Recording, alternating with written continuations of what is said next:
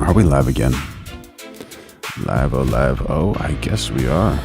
There we go. How you doing? How you doing? There we go. Are you following your dreams? That's what's most important, right? Absolutely, absolutely. There you go. Sounds good. We got it. We got it working.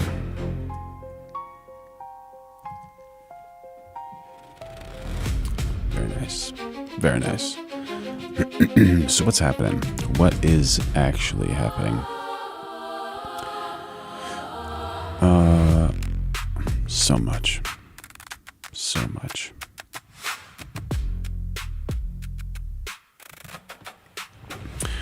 You picked a wild time to be smart. The internet is screaming Iran, the White House, toxic chemicals, Island Man. We got Gaza, sports chaos, and we're not just wasting our time. We are decoding. You are officially in the sharpest chat on YouTube. Hit like, subscribe, become a member, and if a super chat comes in, I'll put your take on trial like a tiny courtroom with Wi-Fi. What's going on over here? So we got Tulsi Gabbard resigning as Director of National Intelligence on Friday, May 22nd, after announcing her decision on X. Talk to us, Tulsi. Oh, she's not going to talk to us. Is this just one of those sounding things? W's for women who actually look like women. She said she is stepping down amid her husband Abraham's rare bone cancer diagnosis. In her post, Gabbard thanked President Donald Trump for the trust he placed in her and the opportunity to lead.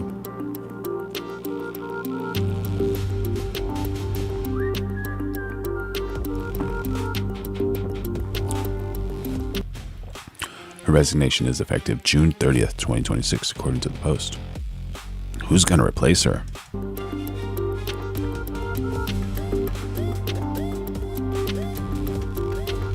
She also said she was grateful for leading the office of the Director of National Intelligence for the last year and a half.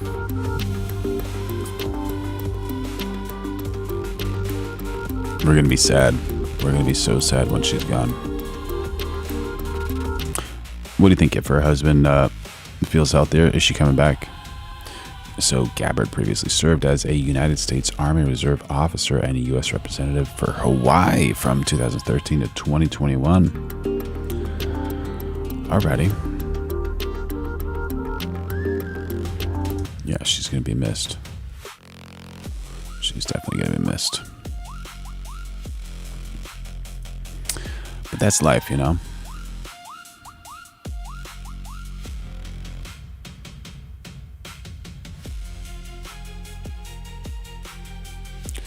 All right, so we got some Israeli flotilla situations going on. Let's see what's happening over here.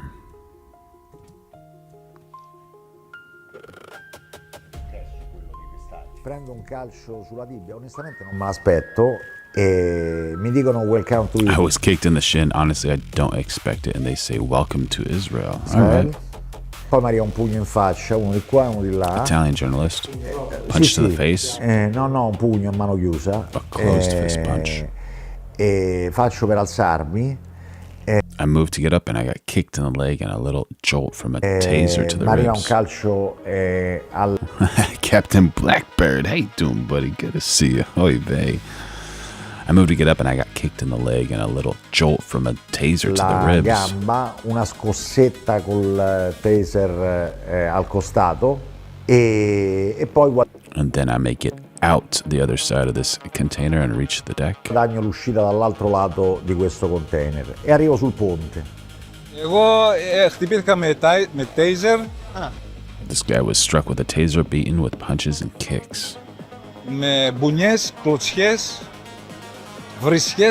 Insulted and humiliated. On the prison ship, there was a container that everyone had to pass through. All right. Υπήρχε ένα κοντέινερ στο πλοίο φυλακή, στο οποίο έμπαινες από την πρώτη πόρτα. You entered through one door and a group of 6 or 7 people would beat you mercilessly until you emerged from the other side. What? What in the world? Good to see you, Captain Black. I haven't seen you in a while, man. You've been all right? You've been all right? Hopefully everything's good. Me, anything helps. There you go. What do you mean by that? Anything helps. Good to see you, buddy. Υπήρχε μια ομάδα 6-7 ανθρώπων που σε χτυπούσαν ανελαίητα μέχρι να βγεις από την επόμενη πόρτα. Ne avukatımı, ne büyükelçilik yetkililerini, ne de ülkemde They wouldn't let me use my phone rights to contact my lawyer. Yakınlarıma telefon hakkımı bana kullandırmadılar ve burada sorgumda zorla Embassy officials or relatives in my home country. Bana bu kağıtları imzalatmaya çalıştılar. And during my interrogation, they tried to force me to sign papers. Captain Black, you've been busy. That's good, man. That's good. No worries, no worries. Everyone was worried about you. Everyone's crying. They're like, "Where's Captain Blackbird? Where's Captain Blackbird?" But cool, happy to see you back. Bunları imzalamadığımızda süreci bizi bir mahkum gibi dosyamızı oluşturup when we refused to sign, they treated us like prisoners, creating a file, taking photos. There you go. Fotoğraflarımızı çekip zorla ellerimizi ve Forcibly handcuffing ayaklarımızı our hands and feet with iron shackles. kelepçelerle kelepçeleyip yine askerler And then with the soldiers dragged us along the ground, surrounded by dogs, releasing the dogs on us before loading us into prison trucks. What you saw in the video was the good part. They're always doing propaganda. The video was the good part. We were constantly beaten. We had to stay on our knees for hours. People in my detention boat were shot at, broken limbs. Oh my gosh, this is horrible. Horrible. My goodness. She doesn't look beaten though. How long ago was this? They probably kept her prisoner until she healed, I guess.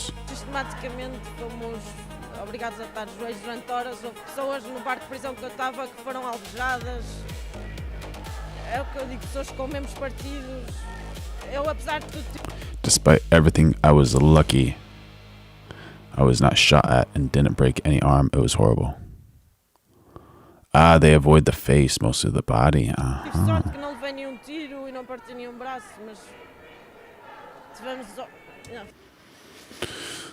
There you go. Trying to help you. Pay the price.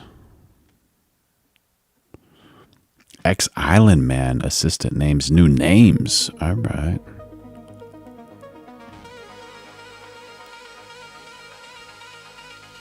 We have new details this morning about the House Oversight Committee's interview of longtime Jeffrey Epstein assistant Sarah Kellen. House Oversight Committee Chairman James Comer says Kellen provided 3 new names of alleged abusers in Epstein's network. In 2007, federal prosecutors labeled her a potential Epstein co-conspirator. Yeah, they got some new names. 0 arrests. No time for arrests. It's just all allegations, right? Allegedly, this happened. But Kellen told congressional investigators that she is an abuse survivor herself. CNN's Annie Grayer is in. Allegedly, there are so many rich predators still roaming around freely. You never know. You never know who to trust, who to believe. But it seems like a lot of this stuff could be true. You never know. Washington. Now, Annie, you spoke to Comer after that closed-door interview. Tell us, what did he say? Yeah, Danny, this is some of the most candid that I've heard from Chairman Comer, and that he said Kellen provided them with really substantive information that's providing them with potential new leads to go down and new names of potential alleged abusers. There you go, W. Female looking like a female. For them to look into. Now, this interview happened behind closed doors. And did they prove that Pizzagate is actually real? That's a wild one. That one's so wild. Unreal. Comer is not revealing the names of the 3 individuals, but he says that his committee is going to be working to release this transcript of the closed-door interview as quickly as possible. Take a listen to how he framed it all to us yesterday. Of all the people that we've interviewed thus far, this was by far the most substantive and productive interview that we've had. She gave us 3 names of people that were involved in abuse. These were new names for us. So we'll be releasing the transcript as quickly as possible. Can you share the names of those abusers now? We'll get them as quickly as possible, and it's still going on, so I don't want to do that. But you'll find out very soon. We got Constantine posted, jumping in the chat, saying Trump surrendered to Iran. Cuba, next non-war. There you go. Chad Forsha says, I saw footage of David Grohl from Nirvana trapping a woman in an enclosed plastic cage. What in the world? Are you serious? Man, can you send that to me on my Discord? Would like to see that. I saw David Grohl one time in Disneyland. But yeah, that would be so wild to see that. Oh my goodness. Or is it AI? Now, Kellen is considered a controversial figure in Epstein's orbit because, as you mentioned, she was listed as a potential co-conspirator back in 2007. But in her closed-door interview yesterday, she laid out in great detail how she was actually a victim of Epstein's abuse. And we received her opening statement to see those specifics there. And she was asked a lot of questions about her experience as a victim of Epstein's abuse. She was also asked about her views on Ghislaine Maxwell. Seriously, now that I think about it, it's a little weird. Yeah, it was a few years back, and I saw him, and I think he was with like a few ladies and some little kids, like he was on daddy duties or something. And then my cousin had no idea who that dude is, and I was like, can you believe this? My cousin is standing right next to one of the gnarliest rock drummers from one of the greatest bands in all history, just kind of hyping him up. And he goes at me, he starts yelling at me. He's like, I can't believe you're doing this. I'm here with my family. I don't need attention, blah, blah, blah. And I was like, oh, dude, I'm so sorry. He yelled at me so much, my like stomach turned. I felt like so bad. Then I was like, all right, I'm not going to post that video. I don't want to show any videos of like bad encounters that I had with celebrities. Like, I had another one with like a dead mouse in Vegas, and I'm just like, yeah, I don't need to do that. I asked Dead Mouse, I was like, hey man, do you have any words of advice that you would give to the youth, you know, if they want to become music producers or do any of that type of stuff? And he's like, yeah, be really rude to people. And I was like, that's not cool, man. It's not cool advice. I can't post that. Seriously. Good morning, Tara. How you doing? Maxwell, who is Epstein's co-conspirator, currently serving prison time, and she was asked what her views were on Maxwell. Oh, and by the way, we're going live every day of 2026, so make sure you like, subscribe, turn on those notifications, become a member, throw in a super chat. Well, and if Maxwell should be moved to a lower security prison, Kellen said no, according to a Democrat in the room. She was also asked if she believed that Maxwell should receive a presidential pardon, and Kellen also said that she didn't believe that either. Now, all of this gives the committee a lot of new information to look at, but at least one Democrat in the room, Raja Krishnamurthy, told reporters after that while Kellen was forthcoming in some areas, because she was in the room voluntarily, she didn't have to answer all of the committee's questions. And because she has so much potential information for the committee, they may consider wanting to call her back under subpoena. But a lot of information for the committee to go through before their next big interview with former Attorney General Pam Bondi next week. Yeah, a lot indeed. Fascinating developments. Annie Greer, thank you for that great reporting. Really do appreciate it. Let me ask you about something else that happened today that I know is very important to you, and that is the testimony we heard to Sarah Kellen, Jeffrey Epstein's assistant for 15 years. She says she's one of Epstein's victims as well. Now, you were in a closed-door deposition with her today, so you heard the questions, you heard the answers. I know that, among other things, she shared with your committee 3 names that are new names, Congressman Khanna, that she says are tied to the abuse of young girls. What more can you tell us tonight? Well, I believe her. These 3 men assaulted her. I don't want to say the specific names, but I will leave it as one is a business person, politician, and other 2 were celebrities. And why not say the names? She said the names, just say the names. And it shows how broad this Epstein class is, of men who either assaulted, abused, trafficked with young girls and with women. And that's why we need justice. This was not just Epstein. This was not Maxwell acting alone. This was powerful men who abused women who are still out free and haven't faced justice. Can I just ask you a question about these Seriously. names? Were they, you're saying they were new, right? So presumably they're not names that we've seen mentioned in the files. Were you surprised or shocked when you heard their names? They were not people familiar to me. They are a prominent politician and two celebrities. I'm sure eventually the names will come out. But the point is that these are prominent people who assaulted her. And she didn't want to say who assaulted some of the other girls. She felt that could implicate her, but we need to follow up with her under oath to see what she knew about the other men who were abusing the other girls. All right, so on that point, let me ask you something, because obviously you're talking about the abuse she endured herself, which is horrific.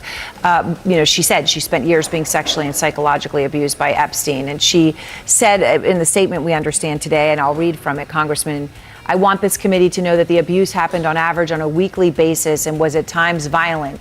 It included an occasion in Palm Beach when he trapped me in the gym by lowering the metal hurricane shutter. Lord Alcatraz jumping on the chat saying because of protection, it's the same reason why a lot of files were blacked out. Yeah. Did I check Avioop? I don't know. Did I check Avioop?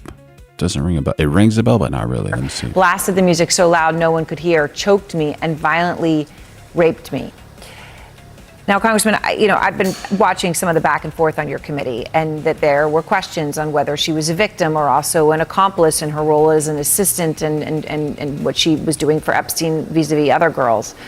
You were in the room, right? You saw her. You heard her testimony. You watched her body language. You heard her voice. How do you navigate that fine line?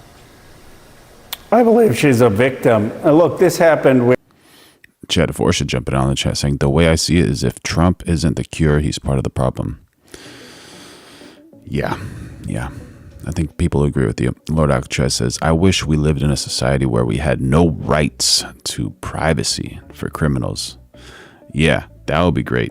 Absolutely. I think they do it just to protect some criminals, allegedly, but is that honestly the best route? We're going live every day of 2026, so make sure you like, subscribe, turn on those notifications, become a member, throw in a super chat. With a number of survivors where they were raped, they were abused, they were trafficked, and then at a young...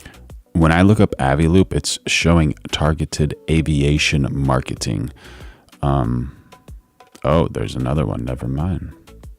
Age to save themselves, they may have assisted Epstein in recruiting Is it a documentary? Other girls, or may have assisted Epstein just to prevent the abuse on them. I view all of those as victims of Epstein, and I view her as a victim who faced horrific rape and assault. Police investigating the former Prince Andrew are renewing their call for anyone with information to come forward.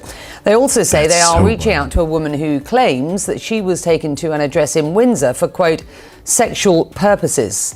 Now, the brother of King Charles was we got to see pictures if we believe that. Arrested in February on suspicion of misconduct in public office.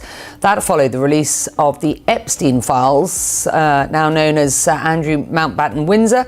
The former prince denies any allegations of wrongdoing. Yo, user TT, how you doing, buddy? Good to see you. Let's get you to London and to CNN's royal correspondent, Max Foster. Good to have you, Max. British police do appear to be broadening their misconduct investigation. They are calling it, as I understand, complex. What's the latest as we understand it? Well, it's complex because it's a complex charge. What's going on over here?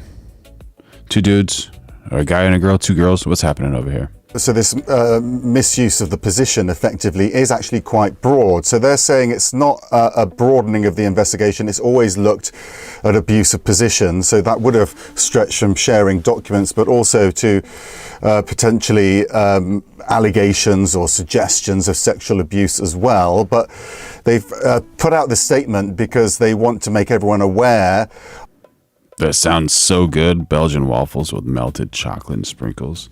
Unreal, dude. You should start an Instagram foodie channel, man. Yellow Summer says, come get me.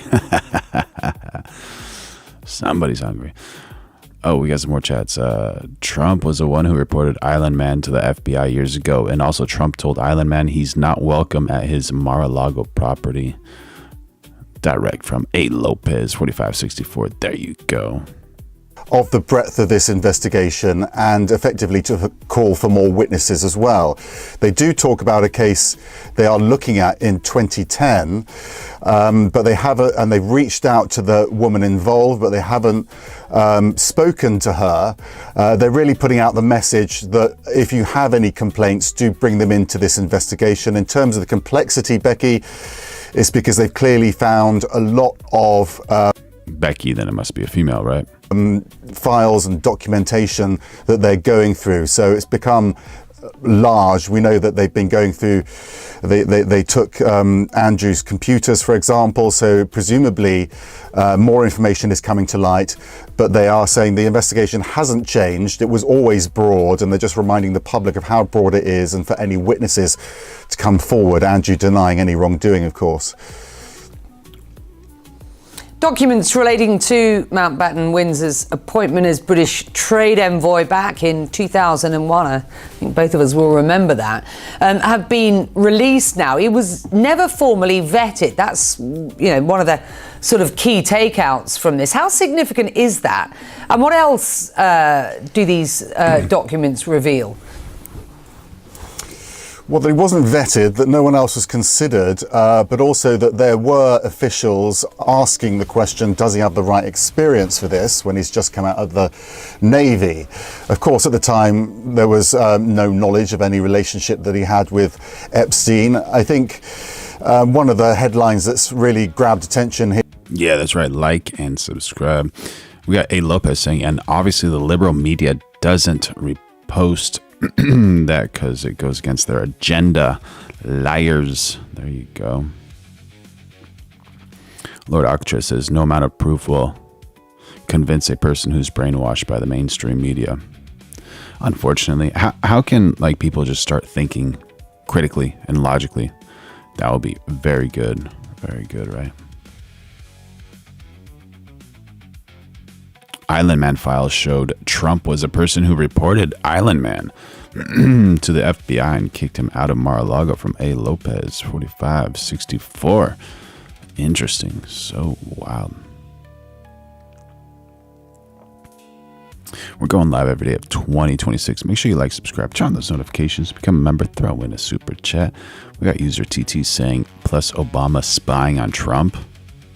How do they allow that? Here in the UK is that through these documents we learned that the Queen pushed for Andrew to get this position, and perhaps the government capitulated to that. The Queen was allowed to do that. She wouldn't have expected any of these documents to become public. They have become public now. It was a government decision, so now pressure back on the government as to why they effectively gave Andrew this shoe-in position and didn't consider anyone else. He did have a relative who was previously in the position, and those defending the decision are also pointing out that royals are already. Cruz Red Eyes, how you doing, buddy?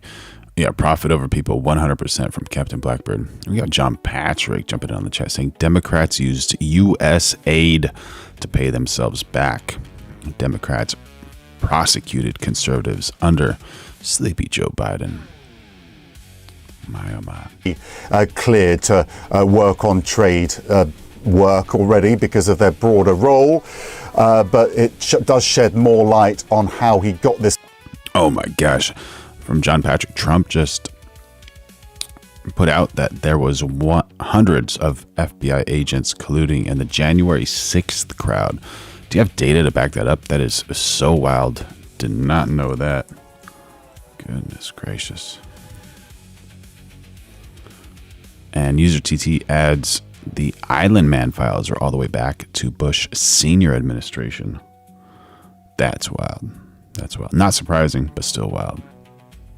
We're going live every day of 2026. Make sure you like, subscribe, turn on those notifications, become a member, throw in a super chat. If if you want. This position, which is really at the center of many of the Epstein allegations hovering around him. We're joined now by Eric Fudali, an attorney who represents 11 Epstein accusers. Eric, thanks for coming back on the program. I wonder how, as you're looking at this reporting, how the decision is aging, that desire of the Queens to have Andrew in this role and his apparent placement in it without vetting.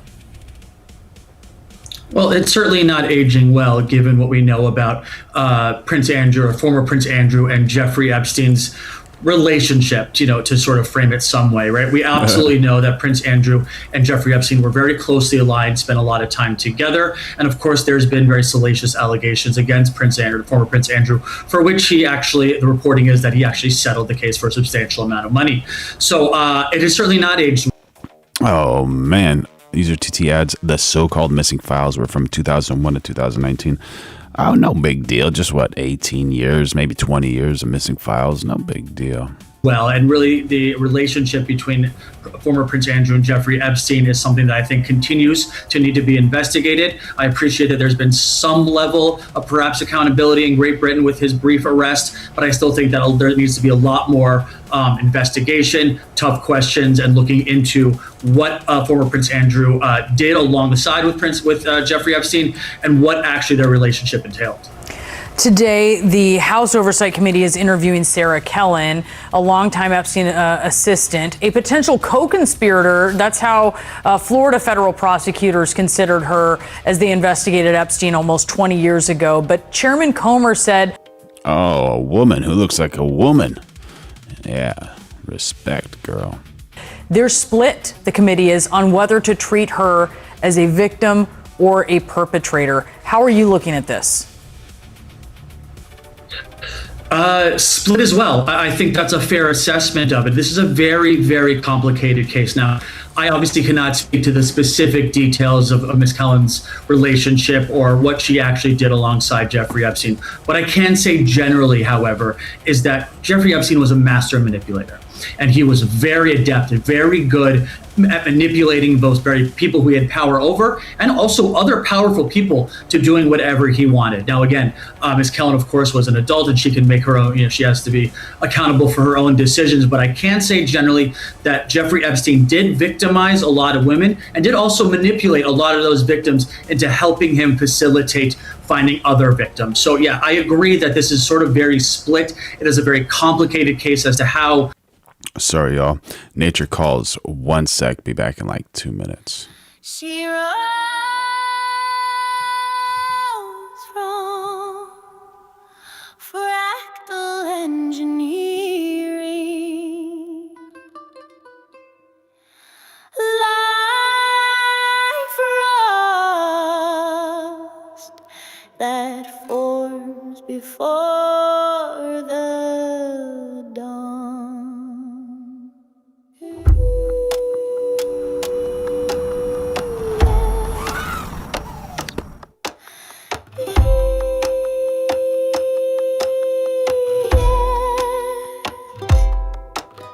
A name that echoes through the build with heads from infinity loops. She spun, I watched, I couldn't lie. Robot lady, tuned and kind.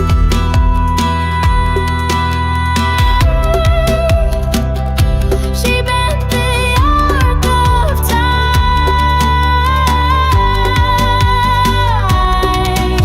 She danced beneath the rusted lamp, a pulse of light, a gyroscopic stamp. I'd known the edge, the thrill, the drop, but never soared where time would stop. I see the joy behind your eyes. You fly like someone newly born, and every dive it pulls me in. A storm I breathe but never attain. Forget the path, forget the plans. Let's just begin and understand. Robot lady, charged and ready. You taught us to be steady, and in your loops we found romance. A flicker lit by elite plans.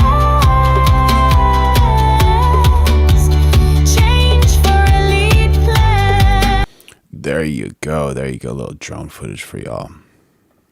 This interview is approached. What I will say is not complicated is that she may be a source of information. She is someone who was very close to Jeffrey Epstein for a long period of time, especially after 2008, the sweetheart deal. She continued to be associated with Jeffrey Epstein. And I think it's very important to learn what she saw and perhaps even who she saw closely aligned with Jeffrey Epstein after 2008. Because remember, after 2008, despite the fact that he got a very sweetheart deal, Jeffrey Epstein was a registered sex offender, and that was public knowledge. So I hope the committee uses this or uses. Got John Patrick dropping some facts in the chat saying Democrats believe a man can be a woman, and Democrats believe a woman can be a man. Come on, dude. Come on. The Lord made two genders, male and female. A male can never be a female, and a female can never be a male. Uses her interview as a. We're going live every day of 2026. Make sure you like, subscribe, turn on those notifications, become a member, throw in a super chat. Means of getting actual information about who continued to closely align themselves, closely associate with, and hopefully, perhaps even closely facilitate a registered public sex offender. Comer also reinforced that former Attorney General Pam Bondi will be in for an interview next week. There is not going to be, there will be, I should say, a transcript. There's not going to be video of this. Does this interview have utility for victims? User TC says, notice how no female trans go into male sports. Yeah, absolutely. Absolutely. I'd love to say yes. Unfortunately, given the way basically every single thing, every single aspect of this has been handled by the DOJ, by this administration, I don't have high hopes. Remember last time Pam Bondi was in front of Congress as it relates to Jeffrey Epstein, she basically put on like an hour-long temper tantrum with zero information, where she just had these rehearsed, insults to hurl back at the congresspersons who were asking her questions. She couldn't even look at the survivors in the eye, couldn't even pretend to have even a shred of empathy for what the survivors and the victims of Jeffrey Epstein have been through. So I actually intend to probably be in DC. So somebody in the chat, I forgot who said it, says hundreds of FBI agents in the crowd. In the January 6th crowd. And from my research, it says the real DOJ Inspector General finding is 26 FBI confidential sources were in D.C. on January 6th, but the IG Inspector General found no evidence of undercover FBI employees in the crowd and no evidence the FBI authorized anyone to enter the Capitol, break the law, or incite violence. The hundreds of agents claim appears to refer to FBI personnel deployed after the riot began, not secret agents colluding inside the crowd. Yet, timing is very important with that claim. Like, were they there creating the issue, causing havoc, or were they there trying to control the issue to make sure no one gets hurt? For this hearing or for this interview, I think it should be open. I think it should be under oath. I think it should be videotaped. I think the public should be able to see Pam Bondi answer these questions. Bathy, how you doing? Unfortunately, that's not where we're going to get. I will take what we can get, and I at least think an interview with her, a transcribed interview with her, is better than nothing. But it's not. We got Blood Rain 316 saying, I'm a recruiter for the MAGA movement, so I need to ask, what's the best way to recruit people to the Trump side? I know they are all P3D protectors, but it just doesn't work as a good slogan. Yeah, I don't know if that one will work. You never know. You never know. Maybe it would. Maybe it would work. I don't know, chat. Do you have any idea of how Blood Rain can recruit some MAGA people? That'd be pretty cool, I guess. You guys are talking about Cuba. So Cuba reportedly preparing for war with the United States. I don't know if that's a good idea for Cuba. Meantime, the communist regime in Cuba says it is preparing for war following this week's indictment. Pretty good mustache trim right there, I might have to add. By the U.S. of Raul Castro. Cuba's deputy foreign minister is calling it a, quote, political action. Going to change Cuba to Cusa, country of United States of America. Designed to lay the groundwork for an American invasion. And the Cuban government is reportedly handing out pamphlets to citizens titled Family Guide for Protection Against Military Aggression. The text warns that the U.S. is threatening a military assault to, quote, annihilate the dream of Fidel Castro. Secretary of State Marco Rubio says Cuba has consistently posed a threat to the United States. Cuba not only has weapons that they've acquired from Russia and China over the years, but they... Dude, Cuba can barely keep their lights on. What is this guy talking about? A threat?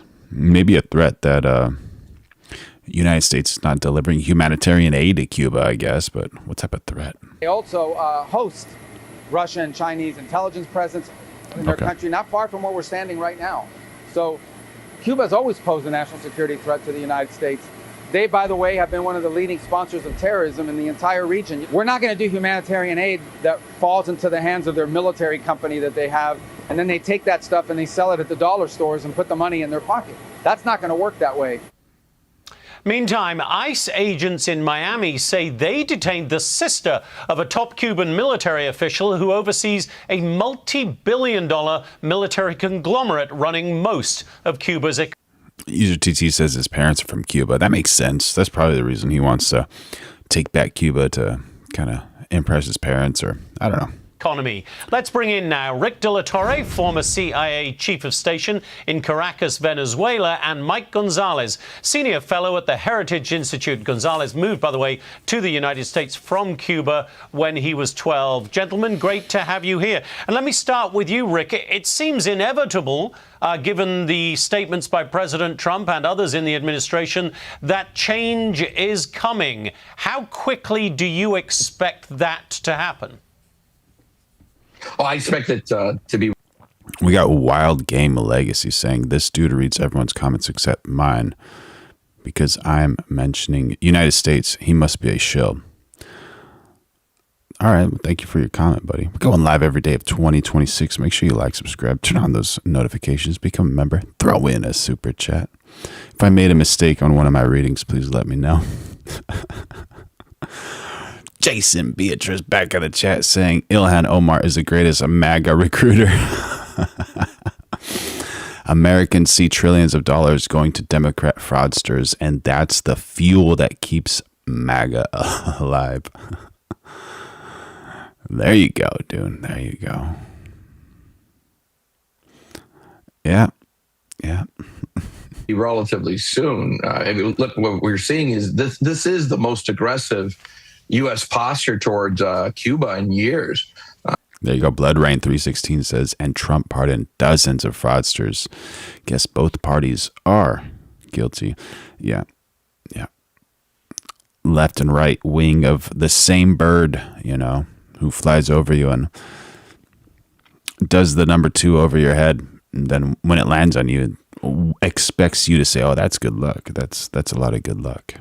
The indictment of Raul Castro over the Brothers to the Rescue murders is not just symbolic. It is Washington signaling that time no longer guarantees immunity for regime elites. But the bigger shift is strategic. Cuba is no longer being treated as a Cold War relic or just some sort of migration issue off our coast. The administration is framing Havana as part of a hostile network tied to China, Russia, Iran, intelligence operations, and even most recently, the potential military drone activity off the U.S. So the timing matters, and I think it's going to be a lot sooner than later. And Mike, is that the framing of Cuba as a threat? Is that fair? I think there's a lot of people who might look at it and think it's a... Oh, Jason Beatrice dropping a super chat saying, no, it's really just Democrats doing all the fraud. There you go. Chat, agree or disagree with Mr. Beatrice? What do you guys think? It's the Dems. It's got to be the Dems. You know what happens when we get a super chat? Veronica, come here. Tell Jason how much you love him. Thank you for your support. I love you. Wishing you and your family the best.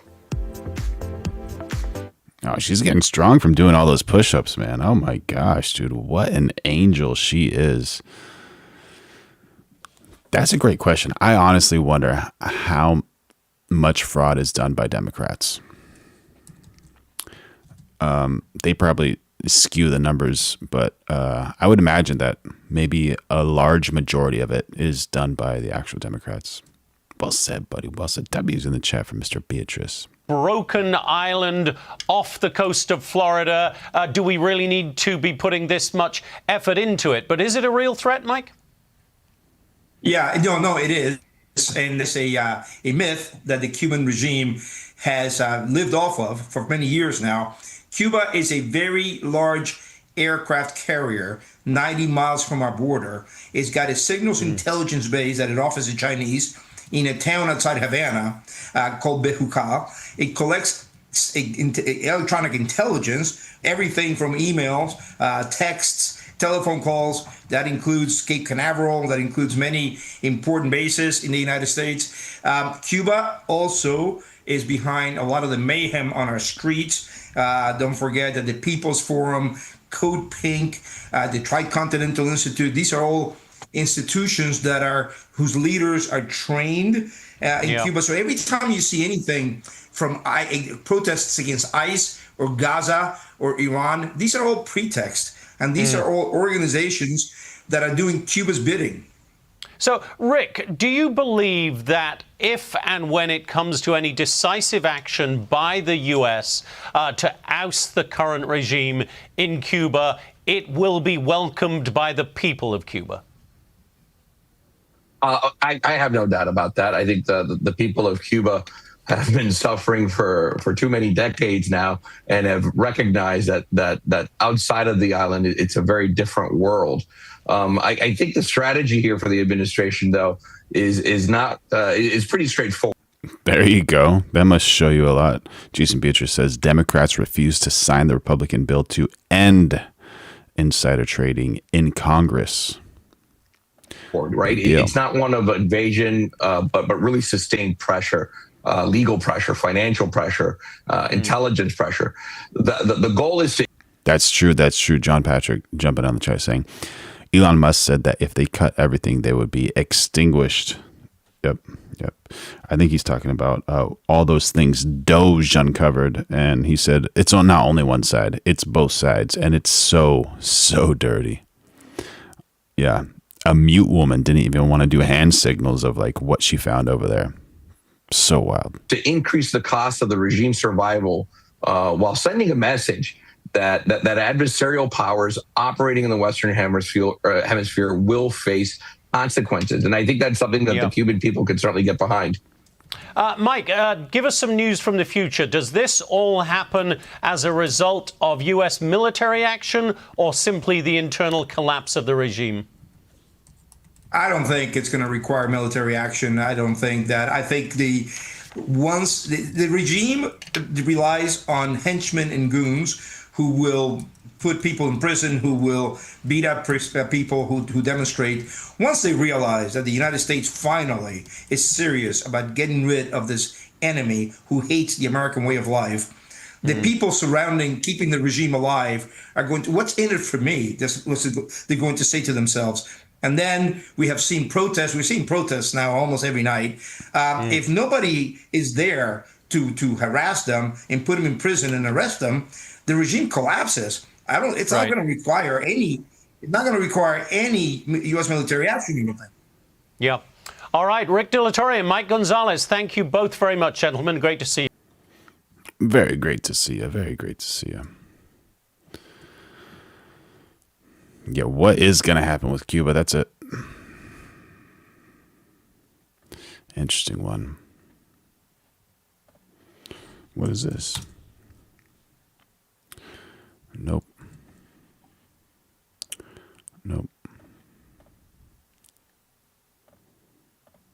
Oh, it's right here. This guy's kind of dropping a few bombshells. What do you expect from Reddit, though, right? How's the frame? Not good enough.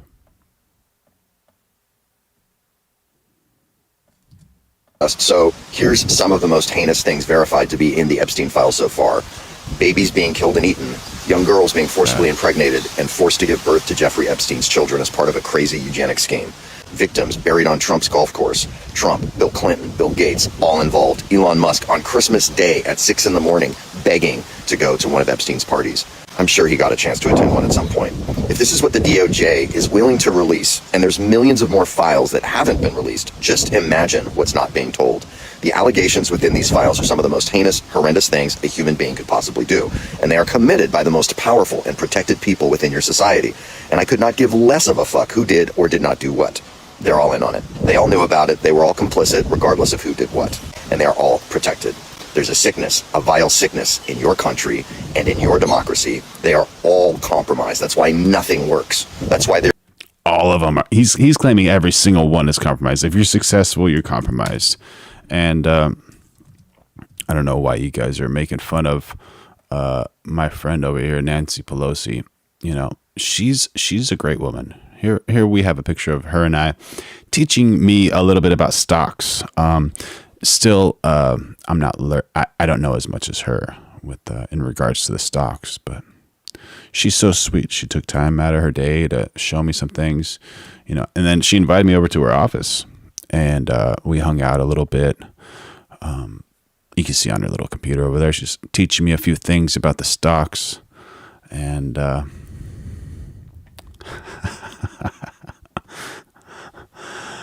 I don't know if she was married, but we just talked about stocks. Sweet girl, sweet girl. They're beholden. Such a sweet lady.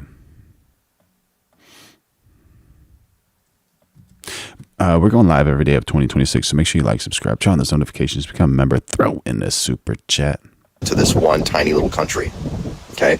Now, don't get me wrong. I'm not a good guy. I'm part of the problem. But my family, being a royal family on the European line, and also being a military family, super square, kind of knew about these things and heard about these things over the years, but never had any direct involvement. We're involved in some fucked up shit, but not any of that fucked up shit. So there's a... John Patrick says, you must not have donated to her party. Obviously, you didn't get favors because you have a YouTube channel. W for that, the politest roast ever, bro. Thank you so much. Appreciate it. No, that's made with AI, bro. I made it just now on the fly, and that's one of the perks that you get as a member of the channel. I teach you guys how to do all this stuff with AI, and we're just trying to find the truth over here and trying to make the world a better place. So make sure you like, subscribe, turn on those notifications, become a member, throw in a super chat. Tipping point here. There's an opportunity. You cannot give up on this. You cannot give in. Share everything that you see online regarding this matter, and do not accept anything other than full release of the file. Yeah, full release of the files would be great, man. That'd be cool. Is it going to work? You never know.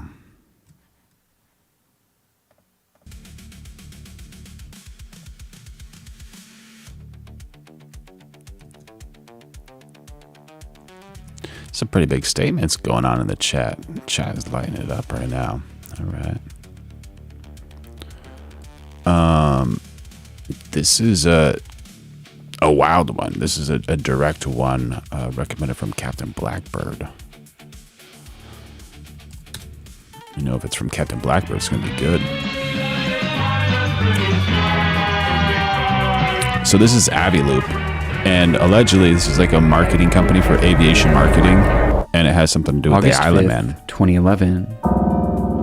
A channel appears on YouTube serving as a promotional page for an up-and-coming company called Avioop, a brand that boasted unbeatable deals in the world of aviation. That same day, 4 videos were uploaded, each showcasing young women dressed as flight attendants, detailing some of the many services that Avioop provided. Oh.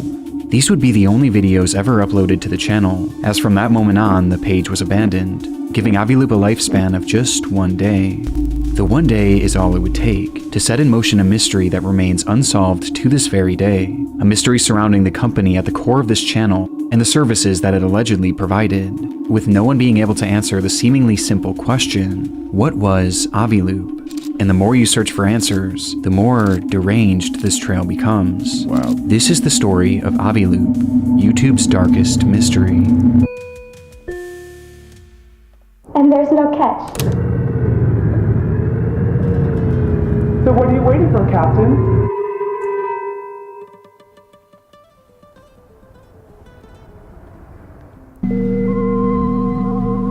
Welcome to Avioop, your collective buying website for anything aviation. The formula for Avioop's content was simple. A young woman stands in front of a static white background dressed in a flight attendant's outfit. They refer to themselves as deal attendants, and their job seems to be sharing information about this new brand, Avioop. We offer deals on flight lessons, pilot accessories, fuel, FBO services, charter flights, and even small air. ED. Looks like she has an eating disorder, unfortunately. If you're struggling with an eating disorder, hopefully you can find help. Not a good thing. And hopefully she's doing well now. You don't see that very often. The brand marketed a number of Pablo, how you doing? Unique aviation-related services, making them appear as a one-stop shop for anyone in the industry or just anyone interested in flying. Avioop claimed to do it all, and at unbeatable prices too. Our deals are usually 50 to 90% off. Promoting deals of 50 to 90% off. It hardly seems like anything mysterious, just your standard subpar ad from the early 2010s. But the more you watch, the less clear it becomes what exactly Avioop did. They left their business incredibly vague. There were no prices, no locations, and rather they just listed a bunch of flying buzzwords, offered at deals that seemed impossible. For example, they list fuel supply among their offerings, but how are they actually getting the fuel and providing it at 50 to 90% off? And where in the country or even the world are they offering it? It just doesn't seem realistic. What they're saying sounds fine on the surface, but the more you think about it, the less sense it really makes. It just seems too good to be true, not to mention how bizarre it is that this unknown company could come in and offer literally anything you could want that's flying related, with such exorbitant deals. Admittedly though, this is easy enough to ignore, and play off as an ineffective or even deceitful advertisement. But there was something else that was much harder to ignore about these commercials. With that being, the deal attendants themselves. Despite Avioop claiming to be a professional aviation business, it's difficult not to notice how cheap these women's outfits appear. They're clearly costumes rather than real flight attendant uniforms, and they're clearly over-sexualized too. They're essentially dressed as fetishized versions of actual flight attendants, which is bizarre as one of the services that Avioop claims to provide is Didn't notice that, that's true. Staffing for flight crews, which would include actual flight attendants. Yet, for whatever reason, they chose to dress white gloves for. That's a little weird. These girls in seductive costumes. If they were trying to make these advertisements look professional, they were failing miserably. And it wasn't only the outfits that had a strange sexual undertone to them. It was also the script that the girls were reading. Whether you want to learn to fly, charter an airplane, or just see more girls like me, or to see more girls like me,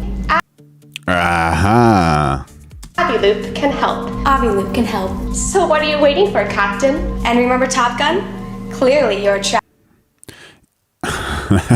Yeah, user TT says, what? No twerking? What's going on? Activeness increases with every flight under your belt. Bizarrely, the videos themselves were filled with sexual innuendos. Anyone who claims that humans were not meant to fly never experienced the thrill of their own successful landing. Get ready to fly big boy airplanes. They were clearly trying to be more than... Yeah, it's kind of like more of a flirtatious style, like her attitude and her delivery. It wasn't too much about flying from what I gathered from that. What do you think, Chad? A little flirty, which goes hand in hand with the outfits that they were donning. Now, some might argue that this was a sign of the time. Baba Ganoush O'Reilly says Norway just arrested their prime minister because he was in the Trump files. What? What in the world? Let's check that. In 2011, edgy and over-sexualized marketing was still very much in the norm, with several major companies building their entire brands around the approach. But the only problem here is that the videos made it unclear what Avioop was even supposed to be offering. Despite saying a lot, the lack of details made it entirely ineffective.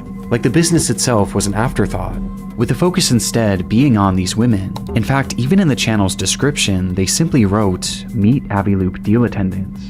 This is the official page for a brand new company. Oi, oi, how you doing, buddy? Welcome to the chat. We're talking about Avioop. This is direct from Captain Blackbird, if y'all are just joining right now. And this is allegedly where they're selling more than just flights, and this might be directly attached to Island Man. So this is exciting. And by the way, we're going live every day of 2026. So make sure y'all like, subscribe, channels, notifications, become a member, throw in a super Trying chat. to promote it. Say how you doing to Oi Oi. Its services. And that's all they had to say. That's how they marketed their entire company. Making some wonder what was actually the role of these deal attendants. And what was actually the they don't look like flight attendants at all. Purpose of Avioop. The first and most likely theory at this point is that Avioop was an overambitious company that used over-sexualized marketing to build intrigue around its brand at a time when others were doing the same thing to great success. Maybe they weren't even off the ground yet and over-promising on services that they hoped to one day be able to provide. But for the time being, we're just throwing out there to get more people to visit their website. But with such a focus on these deal attendants. Yeah, Mike says, yeah, but how much detail do you need to go into regarding your business if you're an airline? I mean, you fly from destination to destination, right? Yeah, absolutely. But you want to kind of talk about how good your service is, how fast you can get people from point A to point B, how respected you are, not to worry, what type of amenities you have on the flight, and just what makes you much better than the competition, because people want to know those things. And just how strange these videos come across, some were left with a different theory, that rather than Avioop using sex to sell their service, maybe sex was their service. The theory goes that Avioop was a front for pornography or even prostitution, poorly hidden under the guise of this fake aeronautics company. This would explain the prominence of these deal attendants, as they themselves may have been the actresses or prostitutes. And it also explains the lack of information about the company itself, as the reason their deals and services don't seem to make any sense was because they weren't actually offering them. It was all just a cover-up. And honestly, just going off the eye test, this is how the page comes across. But there are other details that make this theory a lot more compelling. For starters, in numerous videos they mention an unusual feature of their website. All right, so we got a chat from, who is it, Baba Ganoush O'Reilly, saying Norway just arrested their prime minister because he was in the Trump files. All right.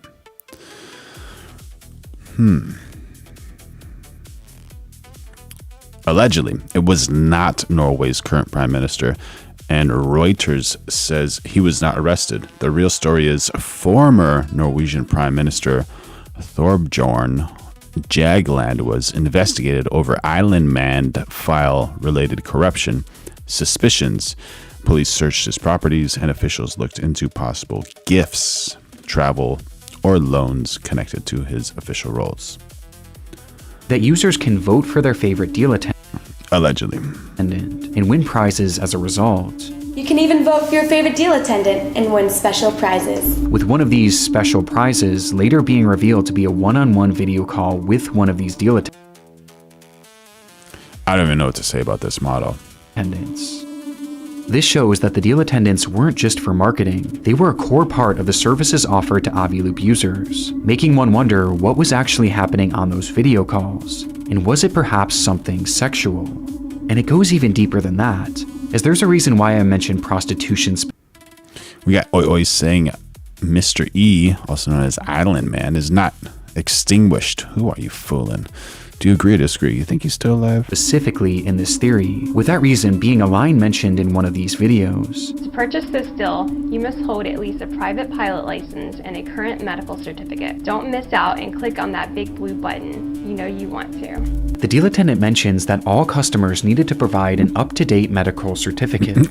Now, this isn't something that's necessarily unheard of in the aviation world, but it certainly isn't the norm, at least from what I could tell. But in the context of this theory, it makes perfect sense. If they truly were operating some sort of prostitution ring, then their customers having an up-to-date medical certificate would be imperative to preventing the spread of STDs. It's strange enough to make this theory feel legitimately possible, but even if it wasn't true, it seems obvious that there was... Yeah, Baba Ganoush O'Reilly says Qatar is waiting.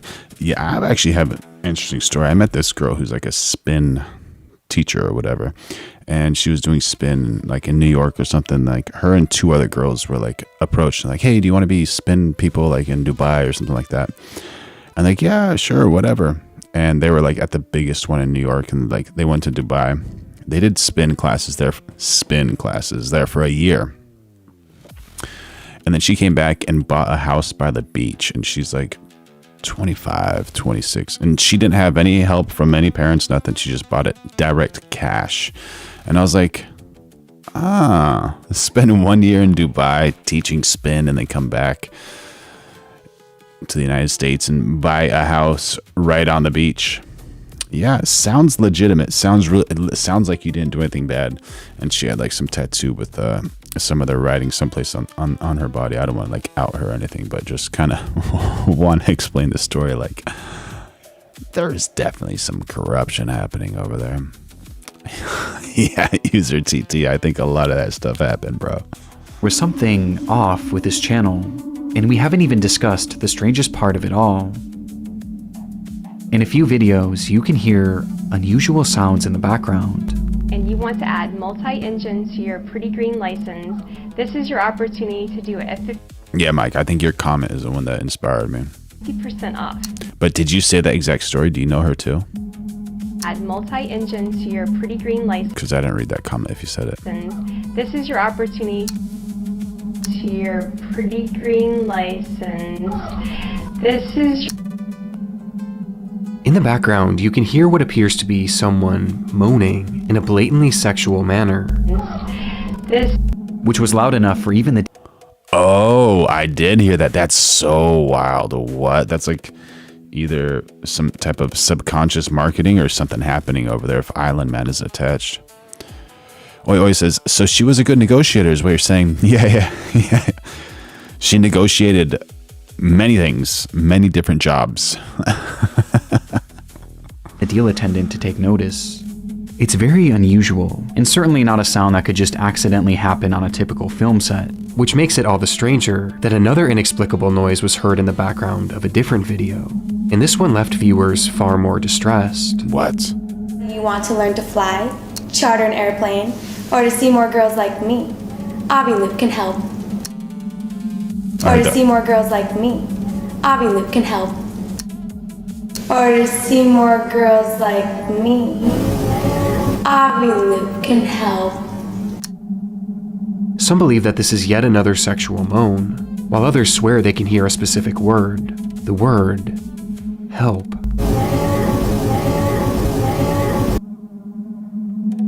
It's incredibly concerning, especially if this prostitution theory is true. I mean, there's just so many implications to it, given the link between prostitution and human trafficking.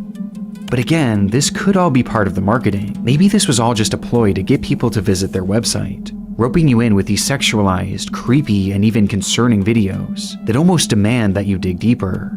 Well, if this is the case, then surely visiting their website would help put this mystery to bed. At the time these videos were uploaded back in 2011, those visiting the Avioop website would be met with a rather lackluster experience. The homepage was dull and uninviting, and seemed about as vague as the videos promoting it. However, they did have an About section that attempted to describe the service more in depth. There, they mentioned that the primary goal of Avioop was safety. The Chad USA, welcome, dude. Talk about Avioop. This is allegedly tied to Island Man and what Island Man did, and oh buddy, this is wild. Thank Captain Blackbird. As they believe that making training and other aeronautic services more accessible could in turn help prevent accidents, which strangely was never even hinted at in their videos, and is never mentioned again on any other portion of the website.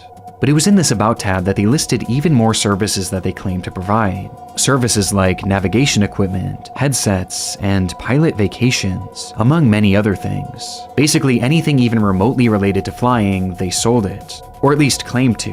And they insisted that they did so cheaper than anywhere else, by using collective bargaining, a process that they would go into greater detail about. Basically, Avioop acts as a third party, partnering with aviation businesses to promote unique deals on their site. Each of these deals has a quota that must be hit for it to actually go through. So if enough people buy the deal, the quota is reached and everyone gets a voucher to do or receive whatever they paid for. But if the deal doesn't reach its quota, then everyone is refunded and the deal is voided without any cost to the users or the business. Avioop was the middleman, which could explain how they managed to offer such impressive deals and such diverse services. Though again, this is just what they were saying, begging the question, was anything actually being sold on Avioop.com? Well, there actually was. The deals were sorted by general locations, and most consisted of flying lessons, museum trips, or even temporary tattoos. However, there was something unusual about these listings. Bizarrely, almost every deal on the site was marked as completed, each having ended in 1969, which obviously was impossible. There were only a select few deals throughout the entire website's history that were ever even active, and even then, there didn't seem to be a way to actually purchase them. This end date of 1969 was either some sort of glitch, or it was intentionally set that way, as the year just so happens to be yet another sexual innuendo. So what should prove the company's legitimacy actually only makes this company seem more suspicious. It was like they were trying to make it appear as if they were selling all these different things, yet in reality they were hardly offering anything, and what they were offering wasn't even available for purchase. This set me on a hunt trying to find any sort of testimonials or reviews from any Avioop customers, but strangely, I couldn't find a single one. In fact, the only proof that I could find that anyone actually used the service was an Avioop patch that I found floating around on eBay. And the only reason that this is at all significant is that these badges were I can't read your comment, Jason. included in most of the offers on the website. But this isn't substantial in any way, shape, or form, and it's clear that the seller wasn't actually a customer and was instead a patch collector that must have somehow obtained it, making me question if anyone actually ever bought something from this website, and if this whole marketplace was really just a ploy. Which takes us back. Yeah, they're like hiring all these girls and having like some weird sounds in the background during their advertisements. It's a wild, wild thing. Yeah. Back to that lingering theory. Just like the Avioop channel, the website featured these deal attendants, and just like the channel, they seem to be the primary. A deal attendant? Like you're getting a discount on a flight attendant? Focus. Their involvement was plastered all over the website, with the whole business model appearing to hinge on their involvement. Yeah, that's like a kind of a risky advertising, you know, that's not the type of advertising you'd want to bring to your parents or something, right? Which the site was not afraid to outwardly admit. Yeah. What is the first thing you look for on our deal pages? We understand. Go ahead, check out our deal attendants. They sure are stunning. Vote for your favorite deal attendant for a chance to win a one-on-one VIP video chat with one of the girls. One-on-one VIP video chat. OF before OF existed.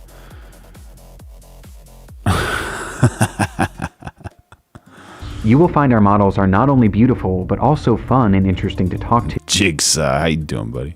Just have fun. Feel free to bask in the glory of your win and be the envy of your friends. After all, not everyone gets to brag about video chatting with supermodels. The process of voting for the best deal attendant was something that they heavily pushed, going as far as to reward one voter each week with the aforementioned private video call. And when discussing these calls, they not so subtly hinted that they weren't just ordinary video chats. Writing, you will be talking to real successful fashion models with exciting backgrounds. Many are big aviation fans, so you will have a lot to talk about. You never know. Vote, win, chat. You never know. You never know. At the very end, you never know. Alex, how you doing, buddy? Good to see you. Good to see you. Much love. The allusion to sex was way more prevalent on the site than even on the channel, with this line seeming to hint that winning these video calls could entail some sort of sexual encounter with the deal attendant, which only seems to bolster this theory even more. But unlike the channel, here we're at least given a bit more context as to why these women or deal attendants are being used, and according to the site, it wasn't as sinister as it seems. Under the business section, which is used as an FAQ for companies wanting to promote their— Definitely like the Mile High Club. That's right.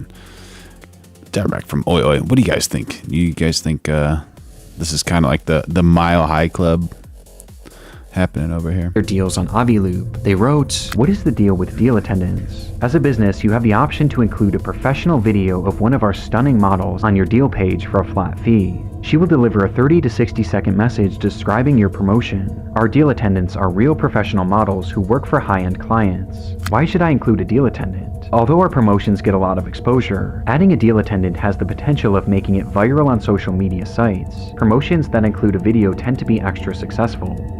There's a lot to unpack here.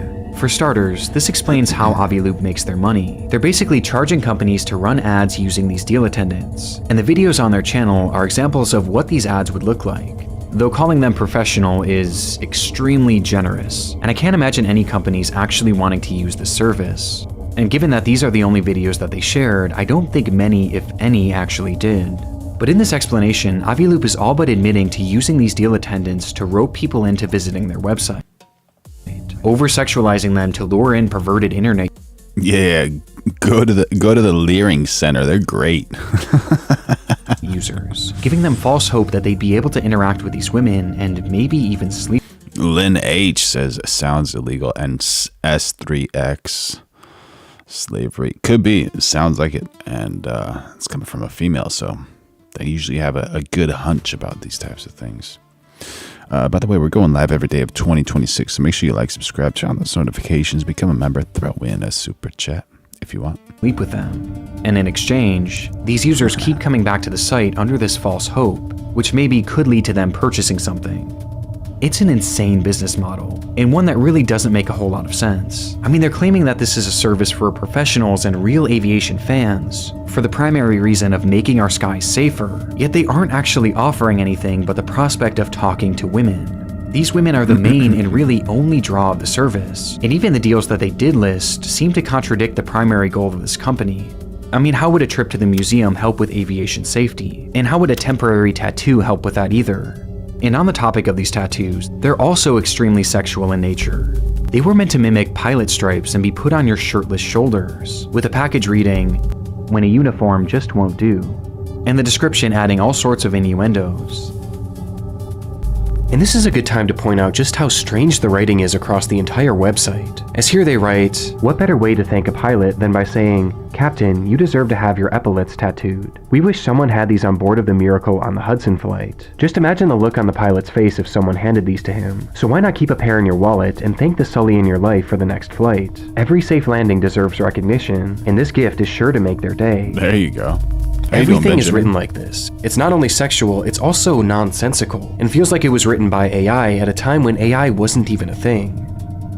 Everything about Avioop feels wrong. The lack of any tangible goods and services, the overly convoluted business structure, and the lack of any public customers just makes this company appear so fake. But that doesn't inherently mean that they were actually involved in pornography or prostitution. I mean, despite all these innuendos, there is no direct mention of the sale of sex anywhere on the website from what I could see. And unfortunately, much of the website is lost to time, as in 2016 the site would go down, replaced by another random URL, making it impossible to know what this platform was actually like for those who signed up for it. What were they actually being offered? What were they discussing amongst themselves? And what happened on these video calls? It's all unknown, as what I've shown is pretty much all I was able to salvage from the Wayback Machine. However, Avioop didn't stay down forever.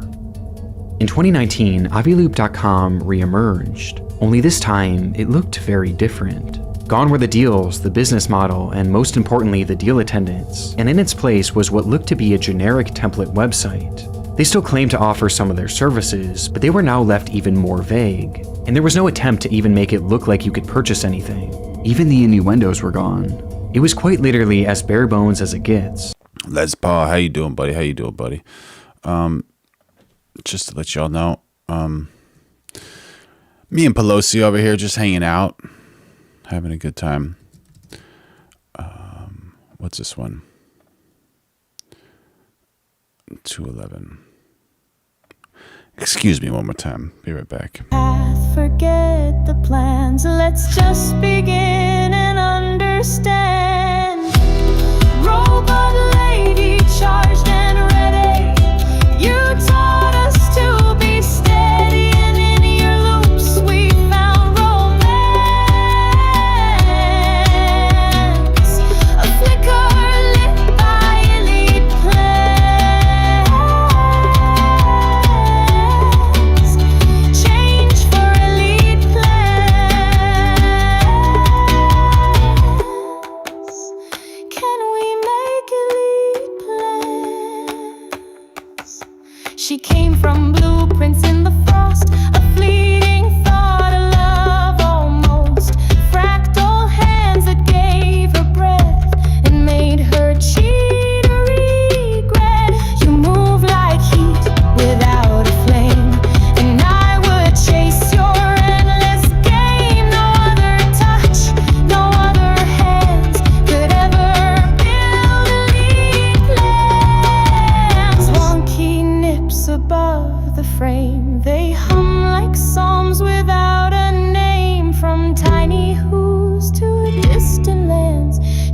just volts. She understands. You stir the calm, you slow the time. I learn your rhythm, you learn mine. Robot lady, fierce and true. She pulled us in and carried through. No promises, no second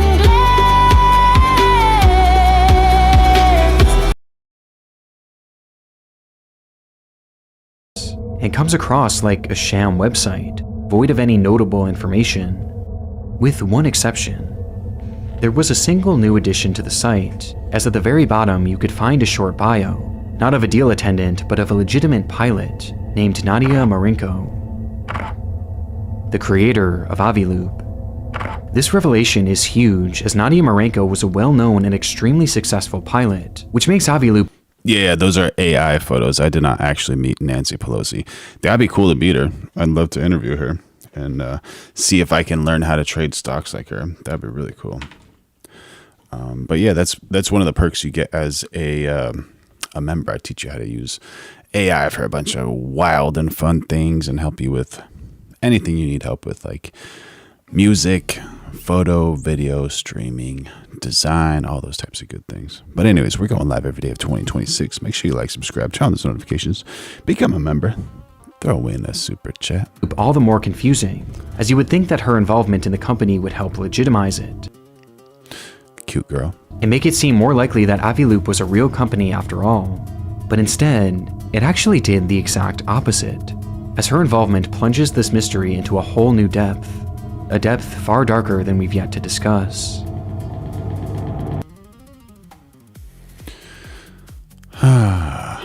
Oi says, when a liberal Democrat woman says that was inappropriate comment, I say it again. I missed it. What exactly was inappropriate about it? Please explain it to me. I just want to hear it from your lips, please.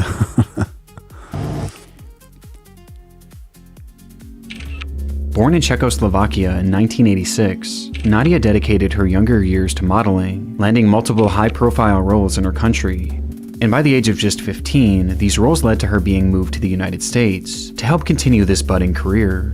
But by 20, her interest had shifted to a different kind of runway. She became obsessed with flying and had a natural talent for it too, quickly rising through the ranks and gaining certifications faster than most others could at that age. By 25, she was considered extremely accomplished for someone so young, and her resume would soon reach a wider audience when she began leveraging social media.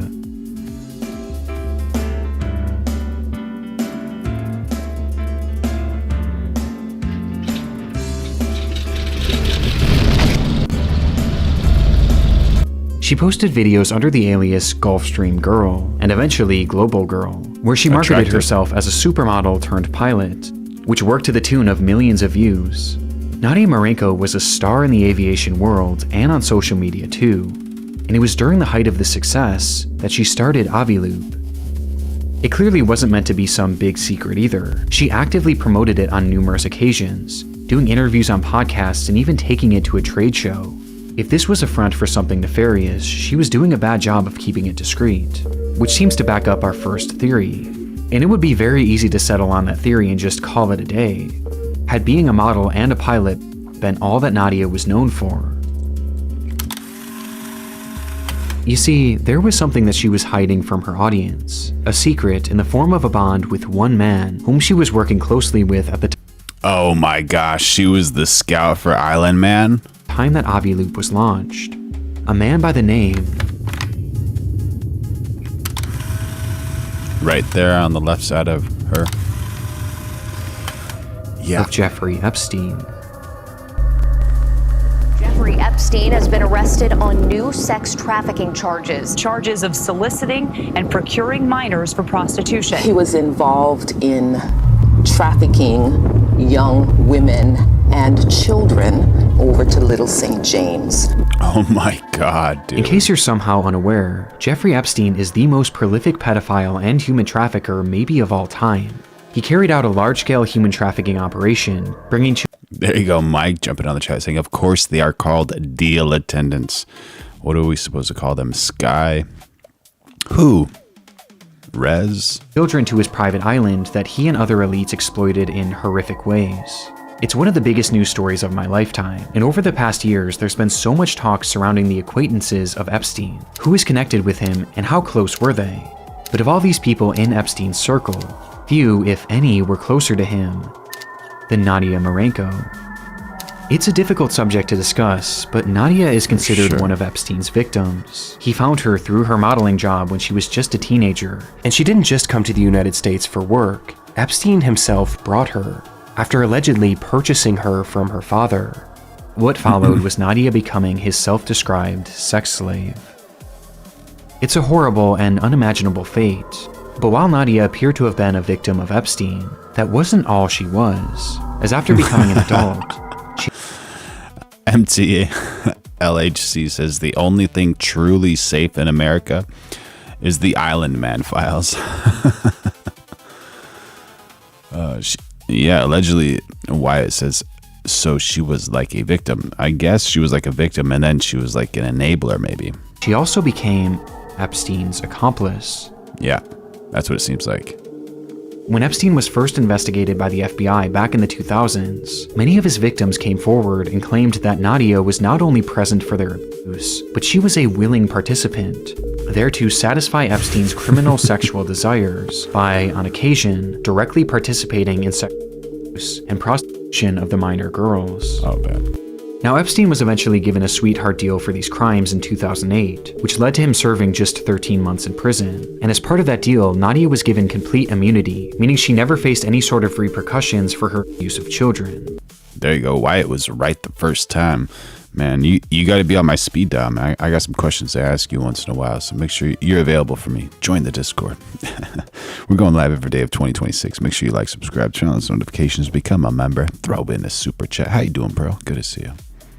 But despite being a free woman by the time that Epstein was thrown in jail, she stood by his Frodo saying, who do you think flew the airplanes out to the island? I think whoever was available. She might have died, living in his New York City home, waiting for his release. And while he was behind bars, Nadia would visit him roughly 70 times. These two were deeply connected, even well after she was his slave. How you doing, SJ? Good to see you. How's life in Australia? With Nadia even making a scrapbook for Epstein, which is just so terrifying that I had to at least mention it in this video.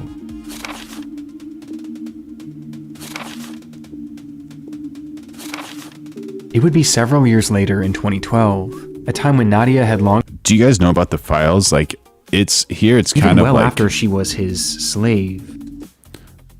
Oh, this is property, I see. With Nadia even making... Like, when these pictures are cut out, are these actually cut out in the Island Man files or not? A scrapbook for Epstein. Todd, how you doing, buddy? Good to see you. Which is just so terrifying that I... Do you guys know if, like, these images are cut out in the Island Man files? Had to at least mention it in this video. That's so weird, dude. It would be several years later in 2012, a time when Nadia had long since left Epstein's home and his control, that Nadia would rejoin his operation, this time with a brand new role. She became one of Epstein's pilots, taking victims and perpetrators alike to and from the island, on the plane they dubbed the Lolita Express. What happened on the Lolita Express? Everything that happened on... Someone asked, where is Nadia Marcinko now? And then user TT says, bet she's gone. Bet she is gone. On the Lolita Express and his other planes was the same thing that happened in his bedrooms and the massage rooms. The abuse did not stop because we're in the air. Jeffrey couldn't take a 2-hour flight without having to ejaculate. Like, that's how sick this man was.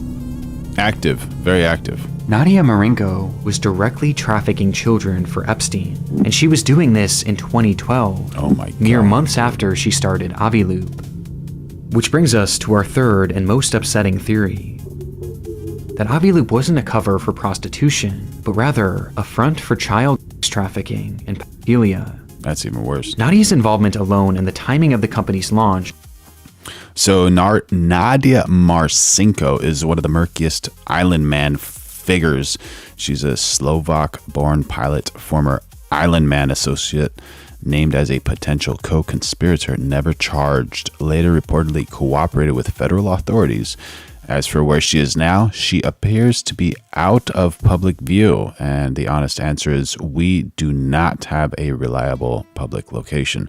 So hopefully she's okay. Mixed with all the innuendos, the red flags, it all starts to make sense. And it's made even more disturbing when you look at the videos they posted on YouTube. As one thing I failed to mention so far is just how young these deal attendants look. Yep. There's obviously no way to conclusively determine their age from the footage, but some believe that they look to be teenagers and maybe even underaged, which would make sense for this theory, as the deal attendants wouldn't be prostitutes, but rather child victims. It's a theory that has to be considered. I mean, as crazy as it seems, Avioop was quite literally founded and run by a child trafficker who was actively trafficking children when the company started. And Nadia wasn't the only sketchy character involved in the site behind the scenes. Lone Wolf and Cub joined in the chat today saying, where are the Democrats shooting at and trying to hurt Republicans today? Yeah, I heard about that. We're going to cover that one. The Secret Service took down somebody allegedly, right? Always saying she is staying with the Clintons. There you go. Epstein himself was as well. The two frequently emailed each other, and in multiple instances, Todd in Minnesota says Marcinko has reportedly been missing since early January 24. The Independent suggested that her disappearance may be linked to the release of the final batch of Island Men files. Avioop was discussed, with Epstein frequently giving her advice. In one email, he wrote to her, "Website is cool, mix of porn, Groupon, and flying. The marketing campaign could be, buy with us, we give a flying fuck." His mentioning of porn... Oh, there you go. That's one way to advertise it. We give a flying what? Here is just more confirmation that Avioop wasn't just an aviation company, but this also shows that Epstein was helping with the company, and he wasn't just doing this through...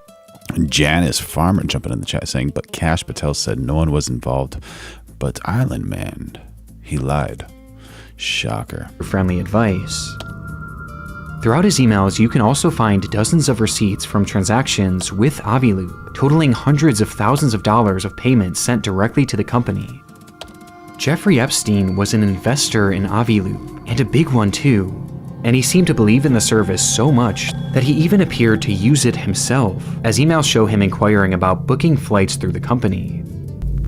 Nadia at one point even offered to help Epstein. Adam, how you doing, buddy? Good to see you. Through Avioop, writing, "Is there anything I can do for you? I can find a deal through Avioop on anything you want. Airplanes, helicopters, cheapest charters, discounted fuel, or a new model/assistant." She's literally offering Jeffrey Epstein a model through Avioop, which more than hints at this theory being possible. I mean, she spells it out. And if they were in fact trafficking children through this service, this... Alex saying Patel does like the devil's dandruff. could give us a blueprint to how they were able to get their victims. Maybe they were finding models and having them fly out under the assumption that modeling is all they would be doing. Maybe these videos were even their tryouts for their roles, which they did without even realizing what was to come. I mean, these women were referred to as models on the Avioop website. And remember, modeling is exactly how Epstein found Nadia. And it's also how he found so many other victims, as he was known to use the modeling industry as a means of recruiting young and underaged women, offering them high-paying jobs and potentially career-making opportunities, in order to lure them in.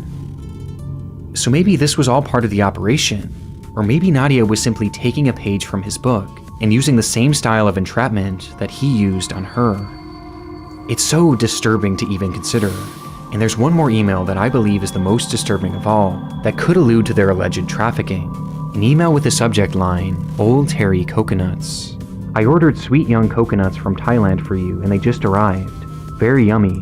I was going to ship them to you in Paris, but I hear you are coming back, so I will send them to 71st with Sarah, just so you don't have to drink juices from Old Terry things."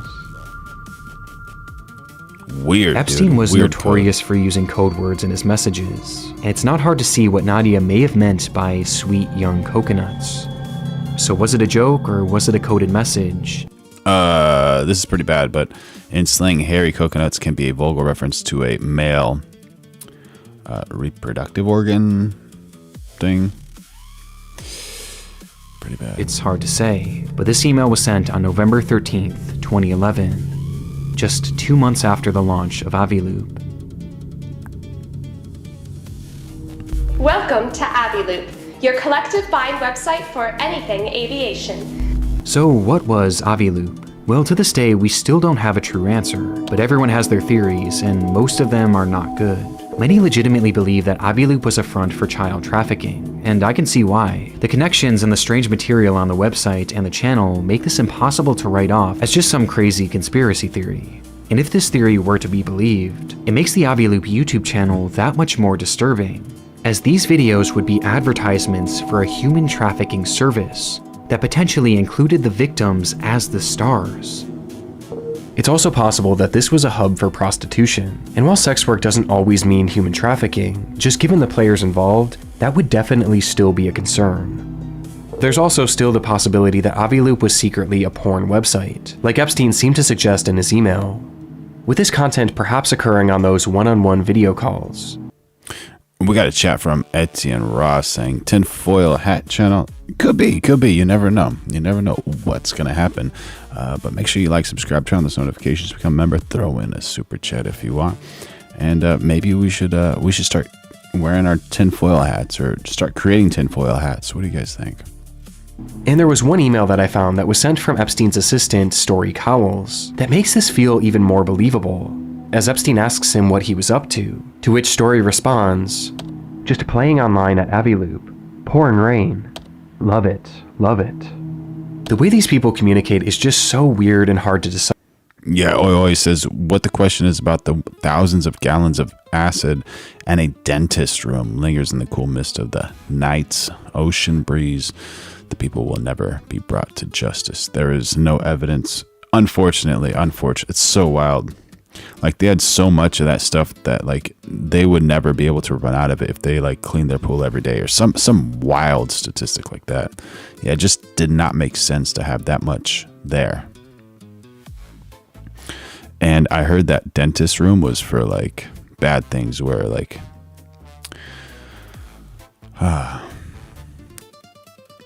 where people would endure pain, you know. Oh, Rick James, that's a good idea, man. Cipher. But playing online at Avioop certainly seems to suggest that this wasn't just a typical daily deals website. And if porn really was the draw, I think maybe we can make really tiny tinfoil hats to just protect certain parts of our brains. Given the secrecy of it and the people connected, I would still be very concerned about where they were getting these actresses, and if they were even of age.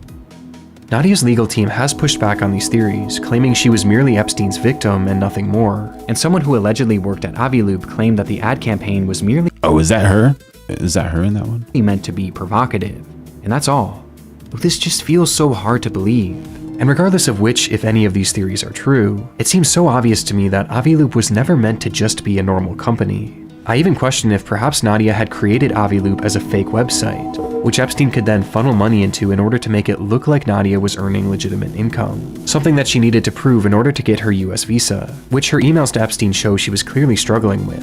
And she seemed to allude to this at least being part of her reasoning for creating Avioop in the first place, and part of the reason why she was asking Epstein for money. And ultimately, the only way she ended up getting that visa was through a deal that she made with the FBI that involved her informing them on Epstein's crimes. Her work directly helped lead to his 2019 arrest, and his ultimate death inside his— Oi says the dentist room was used for removing the children's teeth. Yeah, so sad. And I heard there is that, that's one of the reasons they did it, for that adrenochrome or whatever thing, which is pretty wild. Allegedly, who knows if that's even correct. His jail cell that same year. And it was around the same time that Avioop went back online with its fresh, scrubbed look, void of anything even close to being sexual. And since then, it's never been updated again. And there's hardly been any updates from Nadia herself either. She made a brief appearance in a 2019 YouTube— Before and after. She's wearing those glasses. What's she holding a teddy bear for? What's the symbolism here?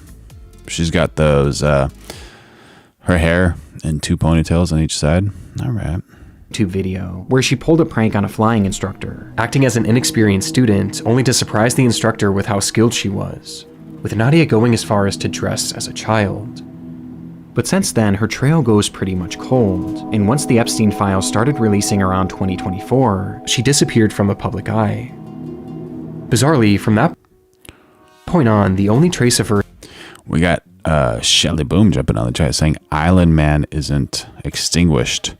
Ghislaine isn't in prison. There you go. Seems to have come from images... Do you agree, chat, or no? ...and videos from a monastery, which she seems to have joined.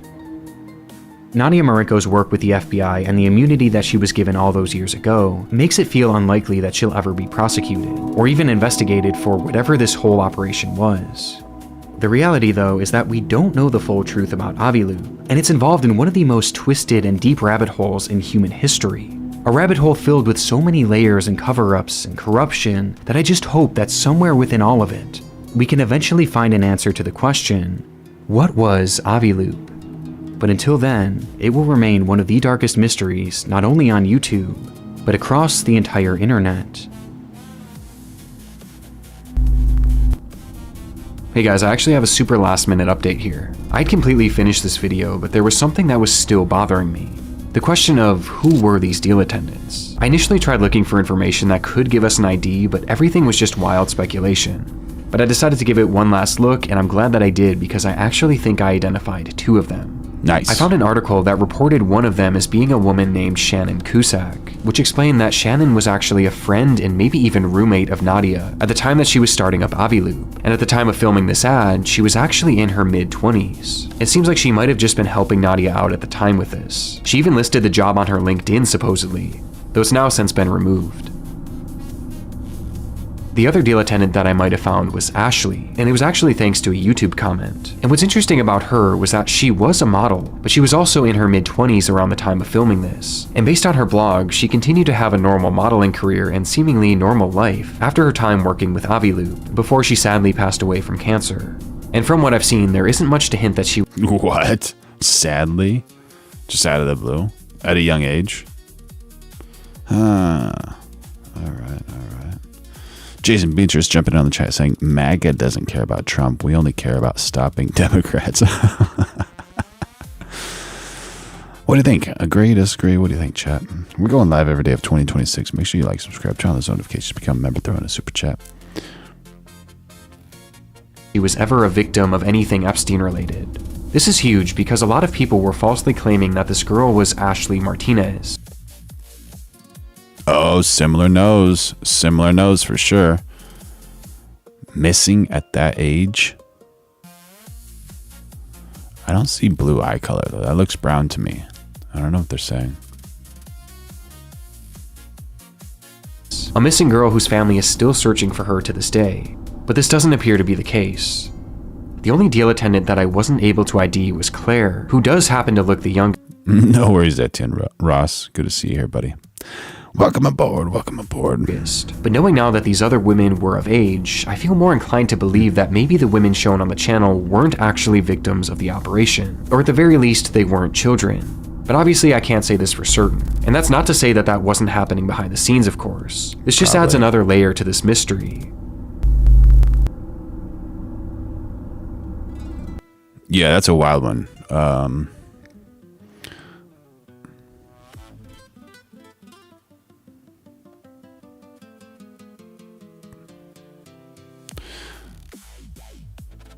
The picture of her next to Island Man, that was the one that like kind of gave it up for me. I was like, this one looks too weird.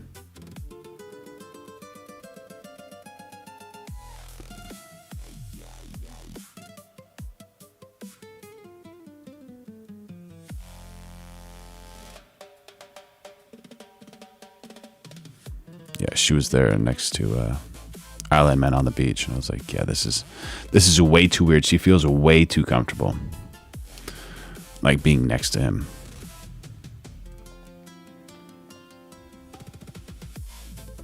China. What's happening in China? Thank you for your support. I love you. Did anyone drop a super chat or become member yet? Yeah, we got some super chats. Yeah. No members yet, though, but Please soon. support this channel, drop a super chat, and become a member. Yeah. Talking about Slovakian models, right? Oh, my goodness. This is China's deadliest mining disaster in more than a decade. At least 90 people have died in a gas explosion at the Liuxianyu coal mine in northern China. Others are still missing, and the cause of the blast is still under investigation, according to Chinese state media. This all started around 7:30 p.m. on Friday, when about 240 workers were underground. That's when the blast happened. So It's sad. unclear how many people remain trapped at the mine in Shaanxi province. The government has deployed hundreds of emergency workers to the site for search and rescue operations. Hopefully they're all right, you know?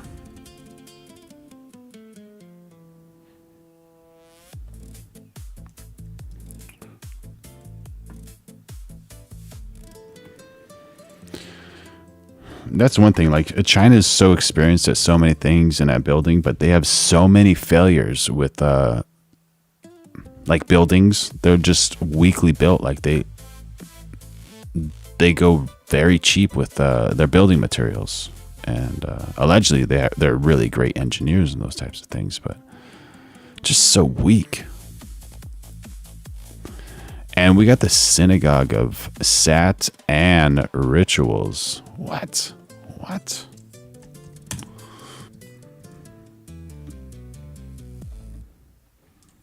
These men didn't start out as monsters, but they became monsters through the act of doing monstrous things. To quote directly from the book, 80 to 90% of the men proceeded to kill, though almost all of them, at least initially, were horrified and disgusted by what they were doing. But to break ranks and step out, to adopt overtly nonconformist behavior, was simply beyond most of the men. It was easy. Yeah, that would be so scary to be just in that mine. My goodness. Easier for them to shoot. That sounds like a hell of a commentary on what's going on in the world today. Conspiracy theories are entering a dangerous Information is the oxygen of the democracy. There's so much evidence out there that even if less than 1% is true, that would be enough to collapse the current paradigm and change the whole planet.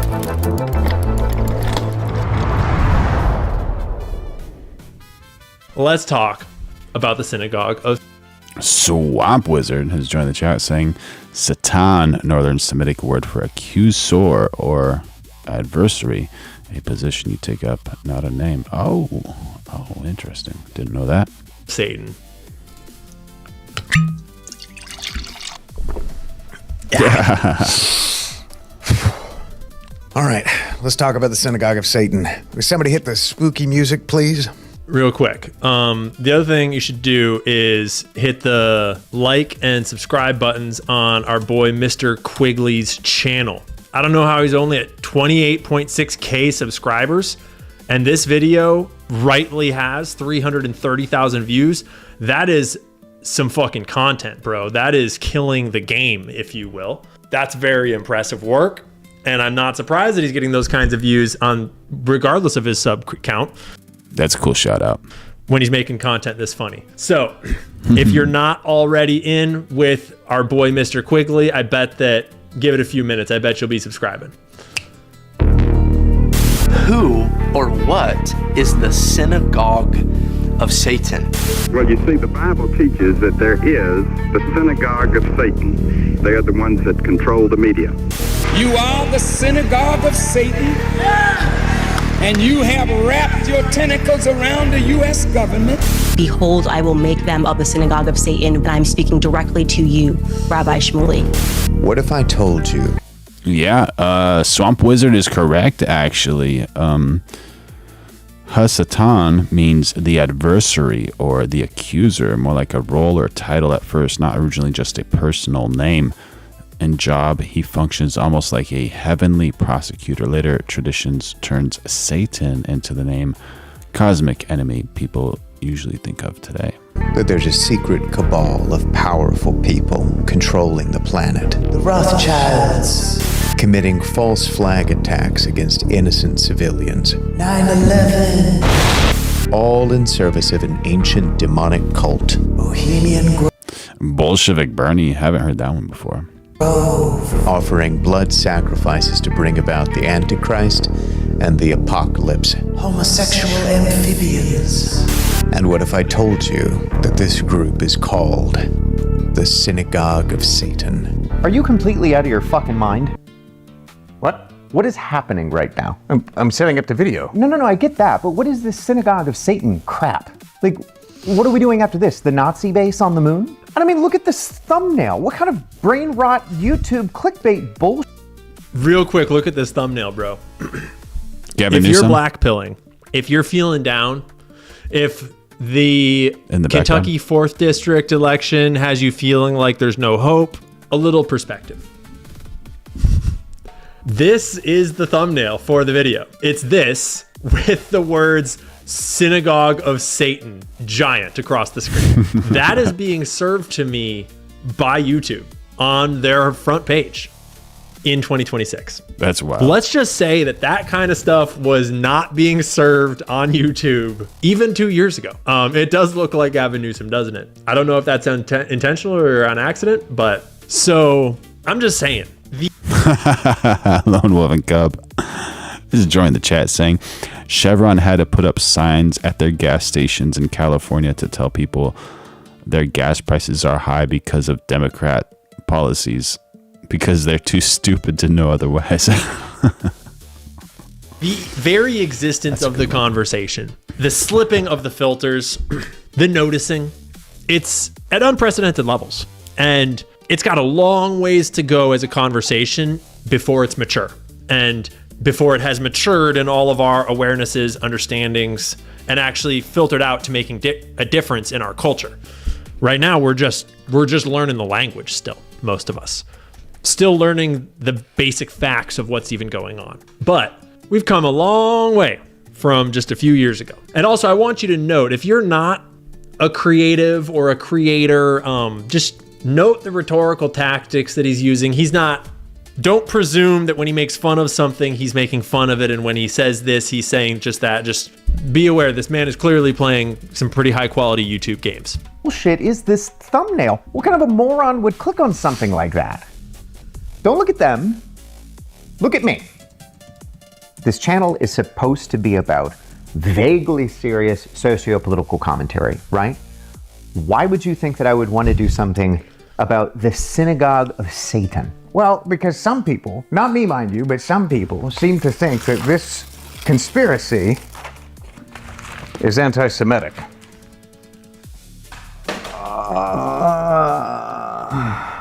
Why didn't you just say that to begin with?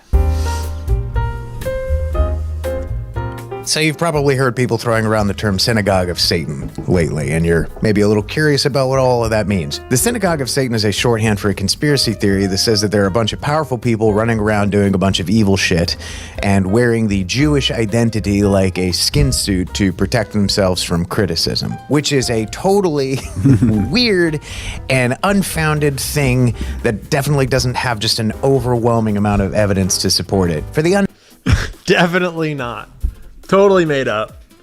And it makes me think of the quote that's just going to live forever from Tucker and Owen, where Owen says, the people that don't like conspiracy theories, the people that use that word as pejorative, they're the conspirators, right? The people that don't like conspiracy theories are conspirators. They're the people conspiring. Like, duh.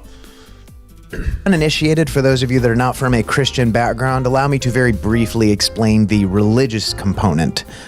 Yeah, Maria Abramovich is a weird user, TT, that's for sure, man. Lynn H says, did you see the 14-foot throne that the devil will sit on? No, I did not see that.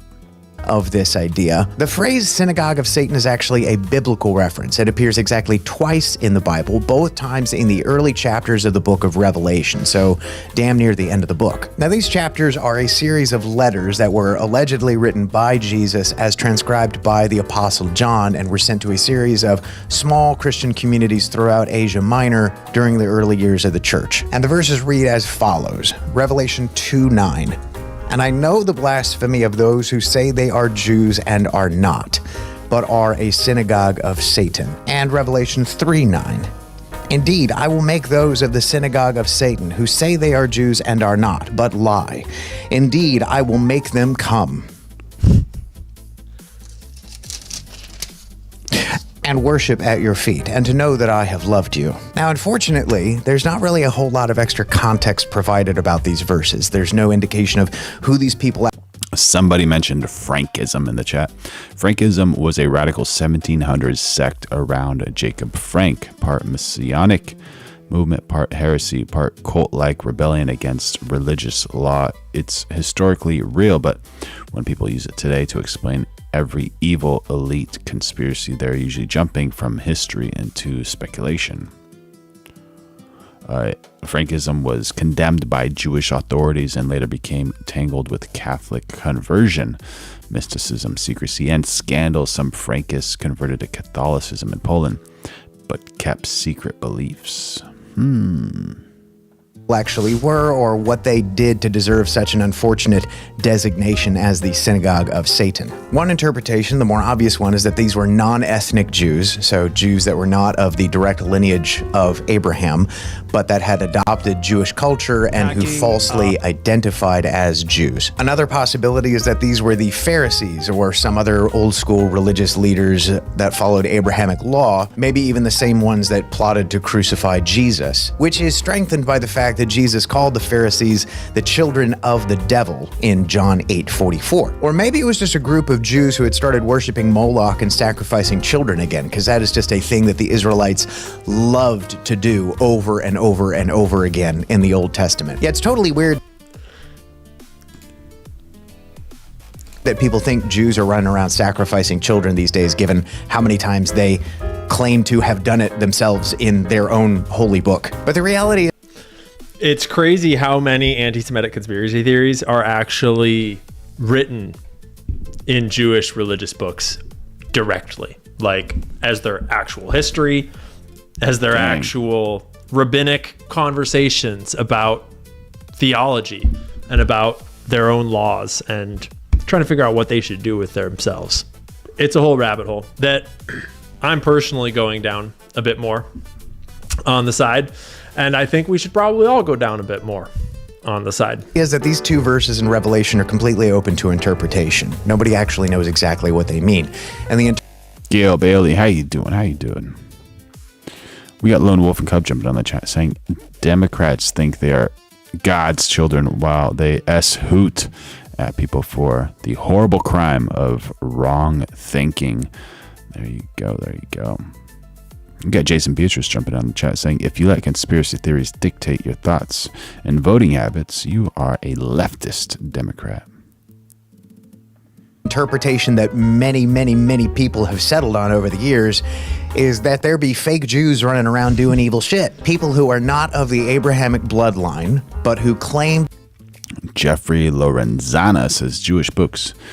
Am I hearing a bit of a JEW hater in your voice? Hopefully not. Hopefully there's no one hating anyone in this chat. Hopefully we're all learning together, trying to make the world a better place. Make sure y'all like, subscribe, turn on those notifications, become a member, throw in a super chat. We're going live every day of 2026. I love you. The Lord loves you. And we have the best chat in the world. The Jewish identity and use it as a protection for some nefarious purposes. And who would believe in such a thing? Well, it turns out a whole hell of a lot of different people with very different and even mutually exclusive and contradictory belief systems. We're talking about white supremacists like former KKK leader David Duke, black nationalists like Louis Farrakhan. There you go. Swamp Wizard jumping on the chat saying 1666 Ashkenazi prophet Nathan of Gaza declared Sabbatei Zevi the Jewish Messiah and declared Gaza the new holy city. He later converted to Islam. It almost destroyed Judaism. Wild. Arab nationalists like Palestinian Chairman Mahmoud Abbas, left-wing anti-Zionists like Sean King, black Hebrew Israelites as promoted by Kyrie Irving in 2022, and most recently, mainstream conservative commentators like Candace Owens and Tucker Carlson. All of these groups and individuals have their own particular flavor of the Synagogue of Satan conspiracy theory, but they all kind of boil down into two major categories. Number one, the genetic lineage argument, which just says that the Jews that are around today are not the actual bloodline descendants of Abraham. Or the more esoteric, spooky, satanic one that says that the people that are running around calling themselves Jews, whether they're Jews or not, are sacrificing children to Moloch in exchange for power and influence. And we will get to that one in a second. But first, I want to quickly address the genetic argument. The most popular version of the genetic argument is called the Khazar theory, or the Khazarian Mafia hypothesis, which proposes that modern Jews, and Ashkenazi Jews in particular, are actually the descendants of a multi-ethnic Turkish group called the Khazars, which converted to Judaism about 1,200 years ago in the 8th century. There's also the very controversial 2008 book, The Invention of Jewish People by Shlomo Sand, professor of history at Tel Aviv University, which argues that most modern Jews descended from converts to Judaism across the Middle East and Eastern Europe, rather than from a single displaced population. So where do I personally stand on the genetic lineage argument? Well, somewhere near the corner of Who Fucking Knows Street and Couldn't Give a Shit Boulevard. Yeah. Look, I already did a whole video on why the idea of a distinct Jewish racial identity makes absolutely no sense, so I'm not going to spend a ton of time on that here. If you're interested in that topic, go check out that other video. I'll leave a link in the description. But in short, anyone of any race can convert and become fully Jewish. Not just a member of the Judaic religion, but a full naturalized member of the Jewish ethnic community. Just ask the Trump family, baby. Yeah. Community. But also, and perhaps more importantly, there is no direct, unadulterated, pure sample of Khazarian DNA, and there certainly isn't a sample of Abraham's DNA that we can compare to anyone alive today and say, oh yes, this person is a real Jew and that person is not a real Jew. That isn't a thing. So the whole genetic argument is a question that cannot possibly be proven, which makes it incredibly boring and stupid as far as I'm concerned. What is more interesting to me, and probably to you as well, is the other side of the conspiracy theory. The idea that there is a group of powerful people, maybe real Jews or maybe not, who are deliberately and strategically using the Jewish identity and especially the memory of the Holocaust to gain favor and power, to manipulate world events, and to shield themselves from criticism. And that version of the conspiracy actually has some legs to it because, man, Jewish people be doing some evil shit these days.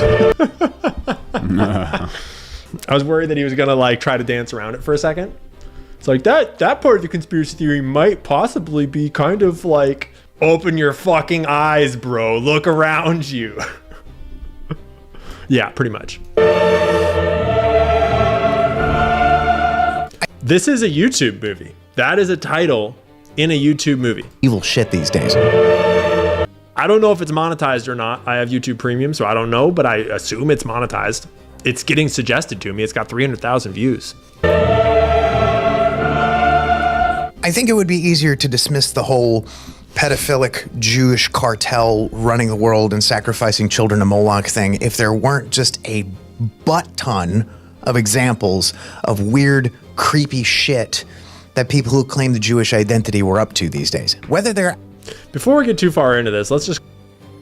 We got Lone Wolf and Cub jumping on the chat saying they are deluding themselves into believing they're independent because they would have to admit how evil they truly are. I mean, progressive. We got Kathy Hall saying Republicans are more evil. My, oh my. Just clarify one thing, too. It would seem like there is definitely some Jewish people doing some very evil things, probably including... Possibly. But we got some Trump news for y'all because you guys are talking about Trump. I got to show you this one. Brand new, spanking brand new news. We got the Trump star here in Hollywood.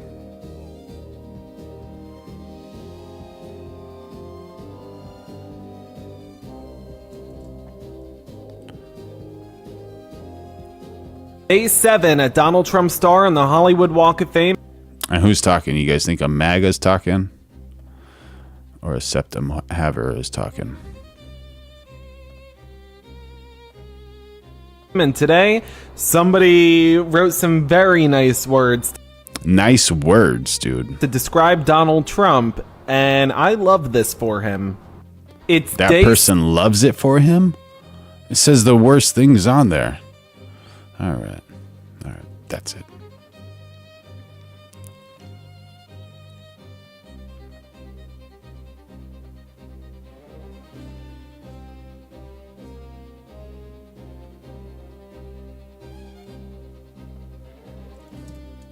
Including satanic things, definitely including pedophilic things. We got a whole set of files on that. Millions of pages, all a hoax. There's definitely lots of evidence of cabals of Jewish people doing evil shit that is like straight up demonic. Thanks for the alignment. I was wondering for sure. And sort of on this like deeper conspiracy theory train he's talking about. But let's not pervert the concern that everybody has in their own ways about what's going on to pretend that it's only about like the super conspiracy of like a pedophilic elite of demon worshiping fake Jews. There's a little bit of that going on, and they're a huge problem. And they're obviously friends with all the other people that are part of the problem, but they're just a part of the problem.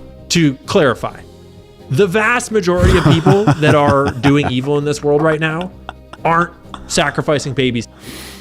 We got Lone Wolf and Cub jumping on the chat saying it's funny that Democrats pretend to think that PDFs are terrible. They have a special color for them on their GAY flag to be inclusive, of course. There you go. Just to add them in. They're humans too, or are they? To Moloch. The vast majority of evil people in this world that are on that team, that are helping that empire reach around the world and manipulate everything, most of them are just evil pieces of shit. A lot of them are naive. A lot of them are young. A lot of them are manipulated. A lot of them are just stupid, right? Most of them aren't sacrificing babies to demons. And they're still a huge concern. The nature of the problem is an international cartel that is built on ethno-nationalism, ethnic supremacy of a singular race, and then the establishment of a state based on those principles that then plays this weird double game of words and mind control and victim aggressor, constantly gaslighting everyone to both be constantly aggressing everyone and going after everyone and attacking and shutting down and watching and making sure you don't say the wrong things, buying out your elections in your country and telling you it's for your own good. All these things, while simultaneously being the biggest victims alive, being the most persecuted people ever, even though they're the wealthiest ethnic group in the world. And they are wildly overrepresented in banking and the establishment of the Federal Reserve, the entire debt-based banking system that our entire world runs. We got Apple Tree jumping on the chat saying tunnels, children, toys, and blood beds. It is child or chicken. Yeah, allegedly they have like some type of ritual where they try to bring people back from the extinguishment, and they do that after they're extinguished, and they bring them down there and they kind of open them up in certain ways and do some type of stuff with their ritual. That's coming from someone who was down there allegedly. I saw a video on it. Didn't meet him in person, didn't see it in person, but yeah, that's whatever's going on down there seems so sad and so illegal. Runs off of usury, not a Christian banking system. The vast majority of that problem, of that, what I really see as a global mafia, a globalized mafia that has now been, it has seeped its way into the actual state apparatus of the dominant empire in the world, which is the American empire. And it's done that not just through Israel infiltrating and manipulating America, but also just through Americans themselves. Many of them American Jews, a lot of them not Jews. Some of them Laura Loomers masquerading as Jews. The vast majority of this issue, of this global mafia, is not the baby sacrificing to Baal thing. So let's not twist it. And I'm not saying that he's trying to do that. I just want to clarify that there is a huge problem that is not this more niche fucked up. W's in the chat for Lone Wolf and Cub supporting the channel, saying Dims call them mine or attracted purses. They heart them. Yeah.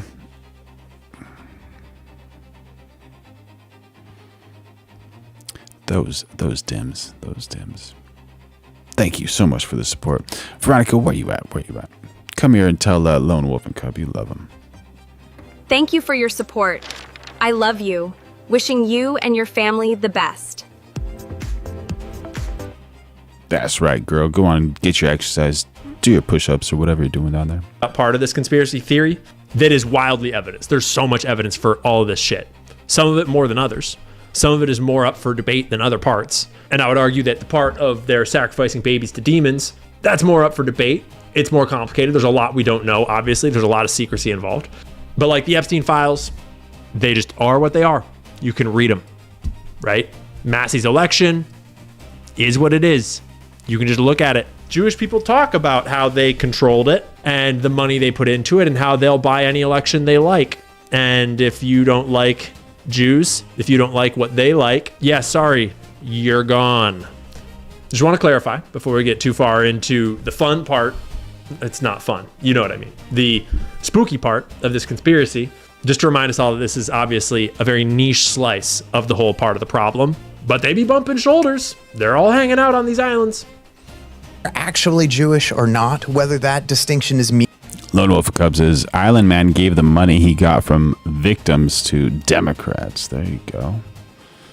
He also gave money to the DNC and individual Democrat candidates. Meaningful or not kind of doesn't matter to me anymore. Because in almost every example that I could think of to point to when it comes to the decay of Western civilization, from the banking cartels that are bankrupting our children with inescapable usury, to the degenerate cesspools of exploitation that are Hollywood and the pornography industries, to the perpetuation of endless, needless warfare and the killing of untold thousands of innocent children during my entire lifetime. In all of these things and more, there is a, let's say, disproportionate amount of Jewish representation. And especially considering how infinitesimally small of a percentage of the population they make up, I think that it is extremely unlikely that it ended up being that way by chance. Now, to be clear, I'm not saying that everyone who calls themselves Jewish is evil, but what I am saying is that it's pretty clear that evil people have figured out that if they call themselves Jewish, it offers them certain advantages and protection. Because for the last 100 years, since World War II,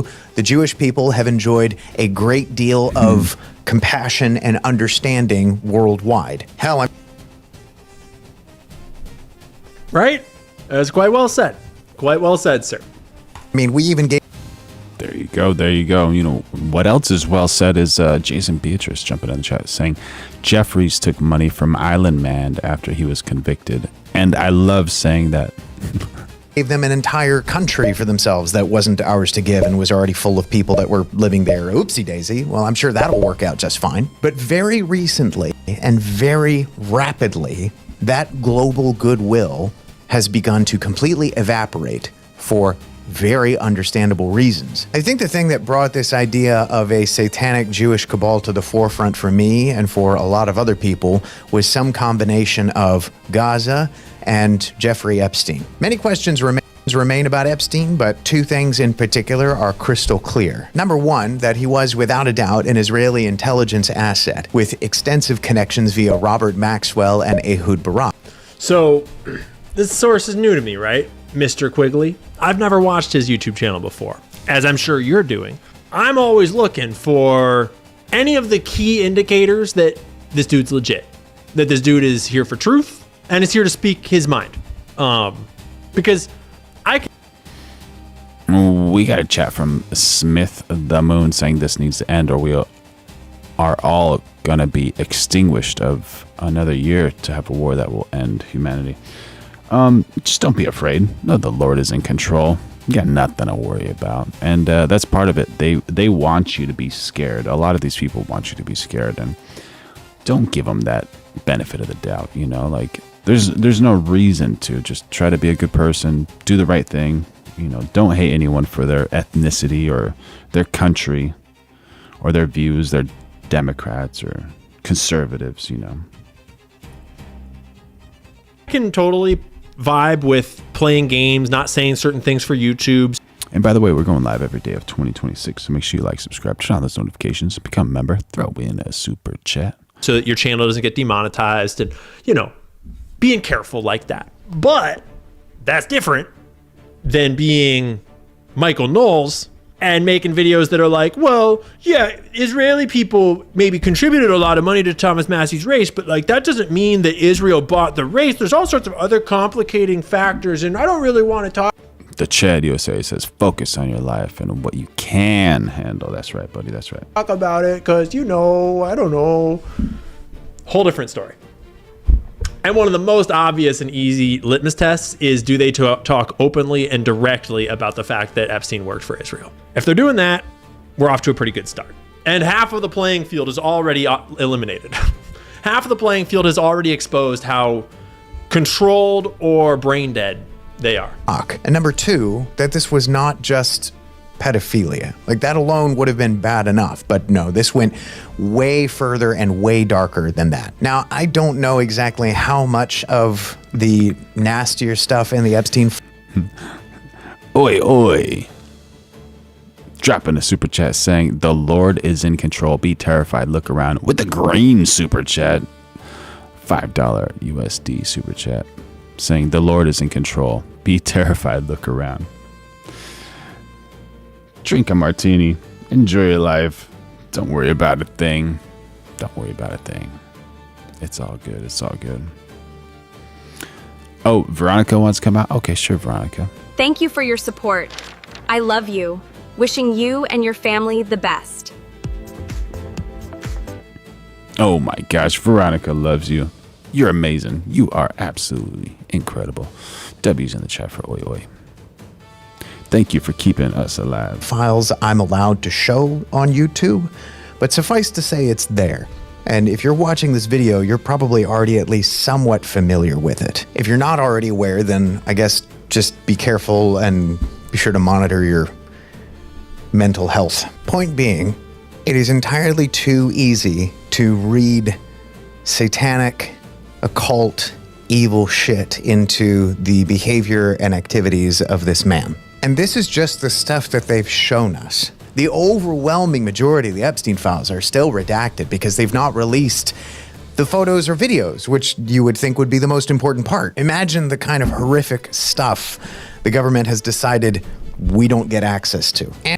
They also never collected the vast majority of it. They gave him advance warning at most of his properties that they were coming so that they could all get cleared out in advance. At one of the properties, they actually came, saw all the binders of CDs of who knows what, photographed that they existed, and then left and asked Jeffrey Epstein's estate to mail them to the police station. The actual stuff that was that's right, Fireburst, collected is the tiniest slice of what actually happened, because the cover-up already happened back then. And then it happened again just last year. And with Epstein's direct connections to the Israeli government, which is an organization that seems hell-bent on murdering as many children as it can get away with and single-handedly driving the entire world into famine and war and misery and destruction, I think it's easy to see why so many people are using religious or spiritual terminology to describe current events. Evil, demonic, synagogue of Satan. I like this guy, right? I'm just curious. He has 32 videos. How long has he been posting for? So it looks like his first video was 9 months ago. Grinding, grinding, grinding, grinding, grinding, still grinding, still grinding, and then he hits it. That's a good thumbnail. Oh, he's the guy that made this video. Holy shit, bro. His next video is called No, Israel Does Not Have a Right to Exist. Here's why.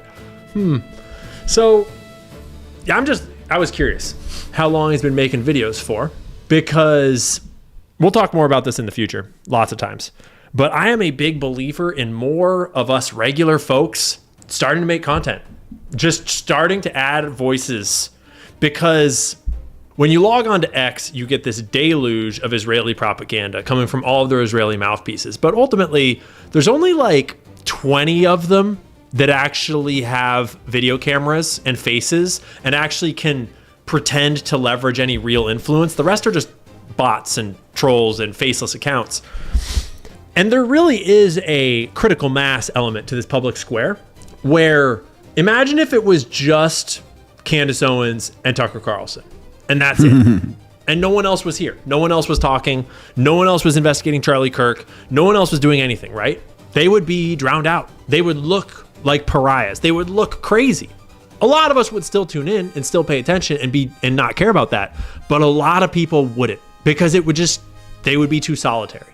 The more people, the more regular folks you get empowering ourselves by using these technologies to just add to the conversation, the more the institutionalized empire shills get drowned out and become irrelevant. Because if we're just having... We got Apple Tree jumping in the chat saying, people, pray to God. There you go. God will punish them like always. They are afraid of God. There you go. Do you agree or disagree, chat? A whole big conversation of us regular humans talking about regular human thoughts. Oh, there we go. Smith the Moon jumping in the chat saying, yes, because if we take away our faith, then we will lose our memory of Jesus. That still makes chaos and never know about sins. Yeah, that's so wild. Just take that concept for a second. Like, imagine if you didn't even know what a sin was. Like, you didn't know the difference between right and wrong. What type of world would this be? You know, people are saying, oh, you know, God doesn't matter. The Lord doesn't matter, this and that. But to know, like, the difference between good and bad is very important. And a lot of people argue that the reason you make wise decisions is because you know someone's watching you and watching all your moves. So, yeah, very good point.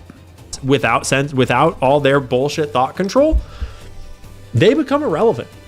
It's only because they actually occupy a significant portion of the dialogue space that they're even relevant at all. That's why they need institutions like the Daily Wire and Turning Point USA, PragerU, to sort of keep everybody in their content spaces, because that's the only way that they have any control or relevancy over what's getting discussed and what's being said. And the more of us that wake up and choose metaphorical violence, one might say, make some content, make some videos, make some audio, contribute something, do some research, whatever it is, the more we all get, right? Danks is a great example of this, right? Danks and Bays and Danks, and there's this whole cadre of homies like that have popped up on YouTube just in the last year since Charlie Kirk. That is a great example of exactly what I'm talking about, of like just dudes from all walks of life, women too, that are all just like, I can jump in, I'll like my hat in the ring.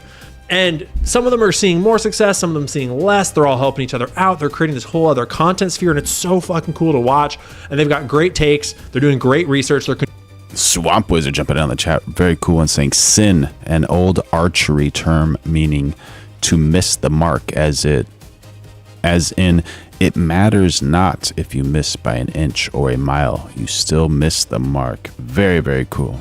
Awesome.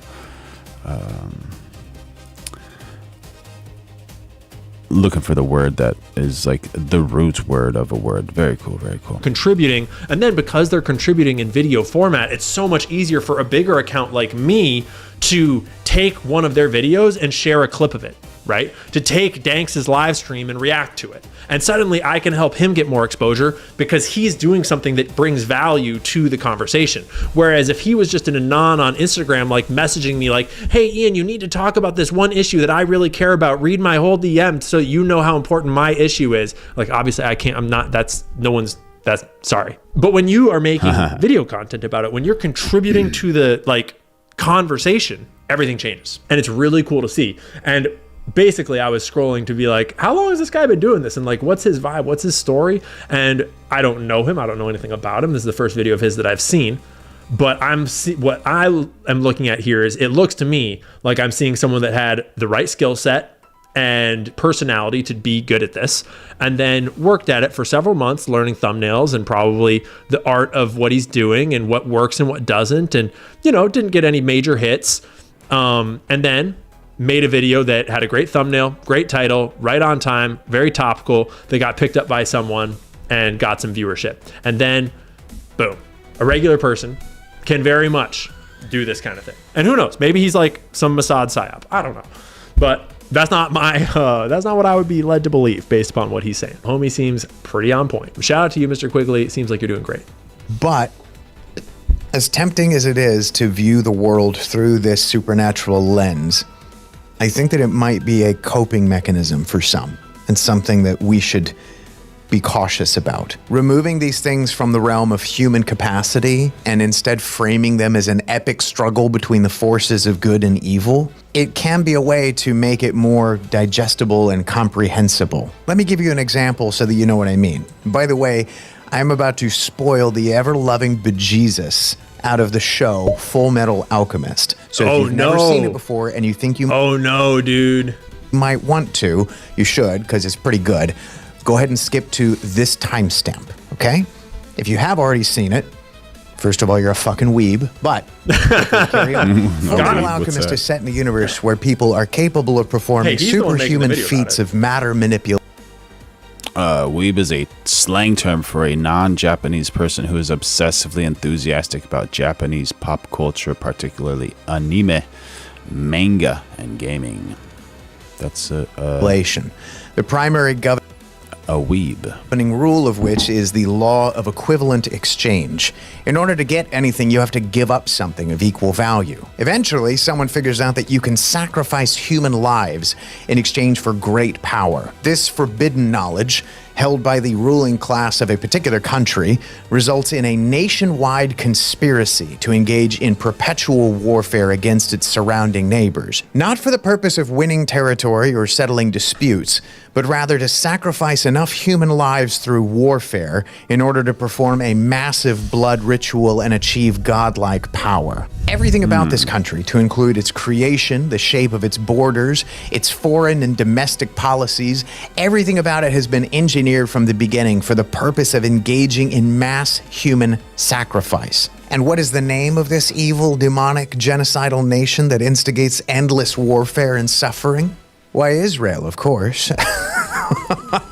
Holy shit, is it really? I'm telling you, once you see it, you can never unsee it. Is it really called Israel? There's some part of me that kind of wants for Israel to be involved. I haven't seen Full Metal Alchemist in a long time. Don't presume that when he makes fun of something, he's making fun of it, and when he says this, he's saying just that. Just be aware, this man is clearly playing some pretty high-quality YouTube games. Okay, so he's telling a joke. He's telling a joke. It's called a mistress.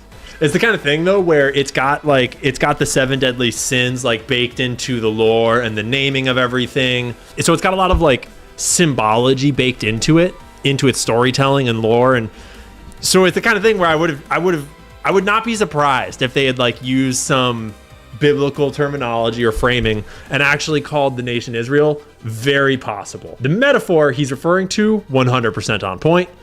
But it's not actually literally called Israel in the show. I was about to lose my gourd. Anyway, in some weird, creepy, demonic worship shit. Because at least in the Full Metal Alchemist universe, the killing is intelligible. It's part of a plan. It serves some kind of purpose, horrific though it may be. And the evil entity behind all of it is something real, something tangible, something that can be fought against. It's a story of good struggling against evil, human triumphing over non-human, which is so much more palatable than the situation we find ourselves in now. Because Oh, I forgot to mention this one. Somebody in the chat earlier said, thanks to the 501c3, most churches in the U.S. are the image of the beast. It's not a fact. Allegedly, 501c3 is a tax-exempt status for churches and charities. It limits direct campaign activity, but it does not automatically make a church the image of the beast. The fair concern is that tax benefits can make churches cautious or politically compromised. The exaggerated part is saying most churches are automatically beast system churches just because they have 501c3. In our universe, If there is no supernatural entity, if there is no Satan or Baal or Moloch, that means it's just humans doing evil shit. It means it's just us. And it means that nobody's coming to save us. There you go. There you go. Agree, disagree. We're going live every single day of 2026, so make sure you like, subscribe, turn on those notifications, become a member, throw in a super chat.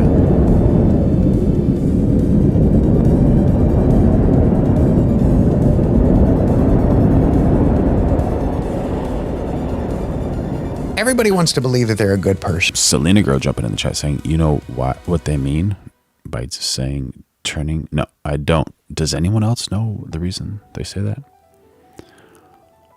Right. And not just a good person in their normal everyday life circumstances, but people probably want to believe that they would still be a good person. We got Carly Goebel jumping in the chat saying it's the Ishvalan War. Person under really horrific circumstances. What do you think that you would have done if you had been a normal middle-aged working class German during World War II? Most people would like to believe that they would be one of the good guys, right? That they'd be hiding people in their attics or actively trying to undermine the government or something. But statistically speaking, that is extremely unlikely. Like, even if you weren't actively participating in the horrific war crimes that were happening all around you, you probably would have turned a blind eye to most of them. You probably would have gone along to get along, right? Social conformity is a power. What did you do during COVID? Did you go along to get along? Did you roll up your sleeve and get vaxxed anyways? Did you pressure other people to get vaccinated? And what did you do during the genocide in Gaza right now? The killing of Charlie Kirk? Did you Matt Walsh it? Were you Ben Shapiro? Or were you Candace Owens? Tucker Carlson out here, speaking up, doing what you can.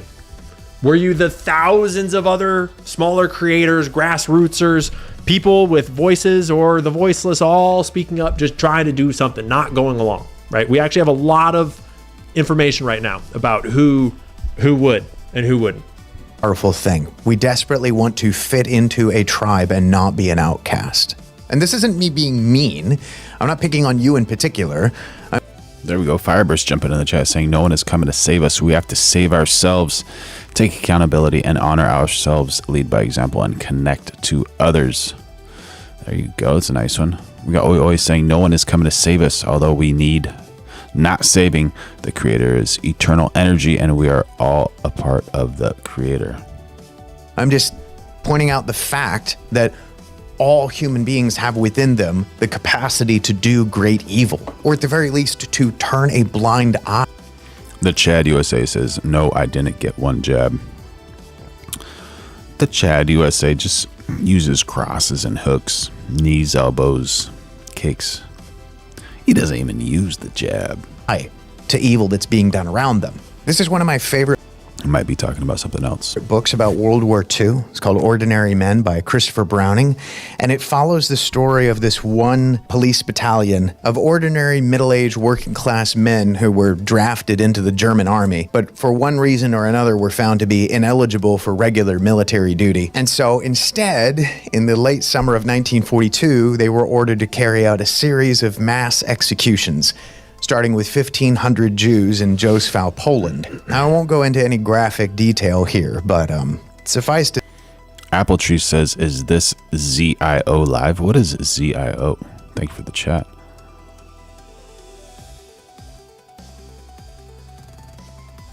To say it is stomach churning, and not just what happens to the victims, which... The Chad USA, I'm happy that your wife is still with us. My goodness, sorry to hear about that, buddy. Which is horrific, but also the psychological changes that happen within. He always says, yeah, the Chad is a boxer and did not get one jab. Too quick, man. He's got all that defense. Can't catch him. The men that are doing the killing, that slowly causes them to become numb to what they're doing. These men didn't start out as monsters, but they became monsters through the act of doing monstrous things. To quote directly from the book, 80 to 90% of the men proceeded to kill, though almost all of them, at least initially, were horrified and disgusted by what they were doing. But to break ranks and step out, to adopt overtly nonconformist behavior was simply beyond most of the men. It was easier for them to shoot. The conclusion that Browning comes to in this book is that one of the primary motivating factors that... I've not read that book. That sounds like a hell of a commentary on what's going on in the world today. Oh boy. Yeah. It kept this men at this task was the knowledge that if any one of them stepped away and shirked what they saw as their duty, it meant that one of their comrades would have to kill that many more innocent people. And that this weird combination of peer pressure and appeal to authority kept them going long enough to where they just completely transformed into different people. Now, why do I bring... If the reason why he brings that up isn't to point out that Israelis are evil, now, Israeli society is perverted, deranged, and demonic, that Israeli citizens themselves, though they may vary widely in their opinion of policy, monetary, fiscal policy, education policies, healthcare. We got Carly Goebel jumping on the chat saying neither Islam, Christianity, or Judaism are inherently dangerous or evil. That's corruption by ruthless people. Very well said. Well said. Care policies, how to run the... Do you agree or disagree, chat? Israeli government, all these things.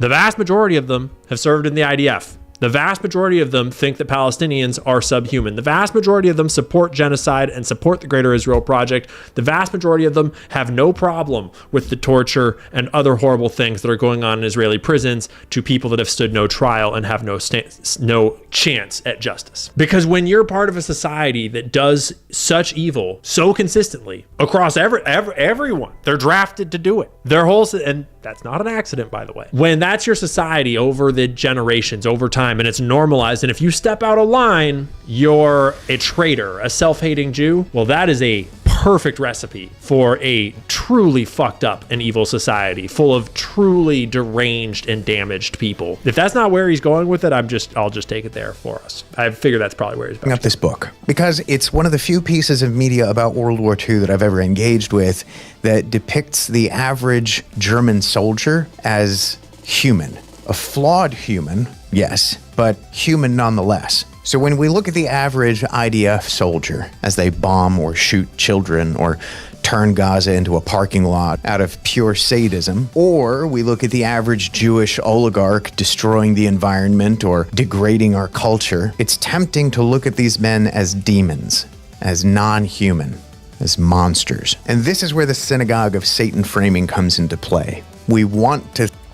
Pyramid, how you doing, buddy? Think of these men as something fundamentally different than what we are. We crave the comfort of that belief, of believing that we are not them and we could never be them. But the scarier thing... This guy's... Yo, Chad. Sharp. And the more uncomfortable thing, and the thing that I think we need to grapple with if we're ever going to solve this issue permanently, is that no, these are just humans. Sociopaths, maybe, but humans nonetheless. Now that AFan01 says libtards are all morons. Do you agree or disagree, chat? What do you think? We're going live every day of 2026. Make sure you like, subscribe, turn on notifications, become a member, throw in a super chat. Demons need your human body to inhabit. They don't exist. True. Did he say they don't exist? On their own. And that's not coming from like a Christian theology. But humans nonetheless. Now that doesn't...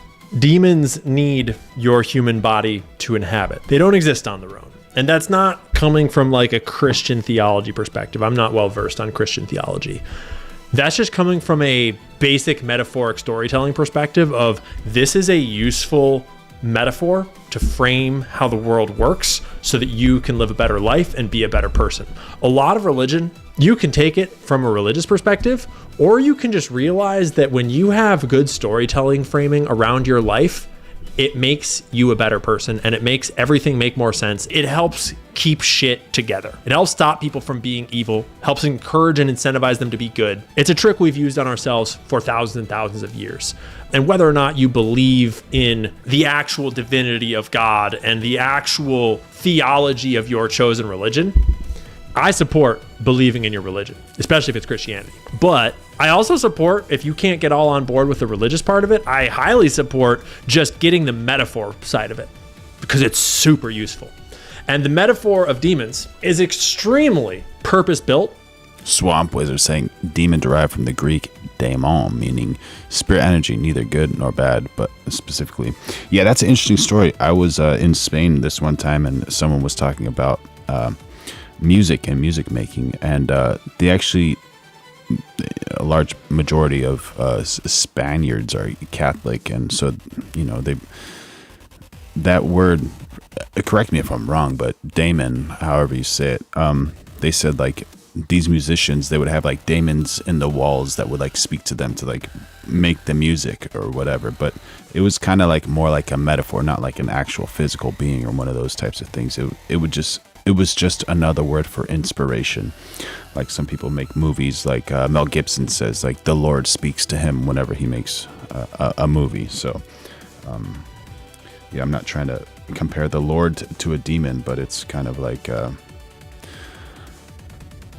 something similar to that. But also on the flip side, in America, whenever you say demon, it's like that woman is possessed by a demon. She committed the crime because she's possessed by a demon. So the same word could have like multiple meanings depending on what type of culture you are in, which leads to the next point. It's kind of important to travel and to meet people from different cultures to see that so many people in this world are actually very, very good people from different religions, different walks of life, and those types of things. So try not to get wrapped up in all this stuff and try to find some understanding and make your life as good as possible. And we got Apple Tree saying Jesus is King of Kings. There you go. Make sure you all like, subscribe, turn on those notifications, become members, throw in a super chat if you want. And functional in society, and it only gets more and more functional as modern society evolves and as these things take over our brains and as we move into the digital world. I think a solid understanding. You got Jason Beatrice jumping on the chat saying, I was in Israel in 2012. I got to see Palestinians set up house-shaped tents every night in Gaza.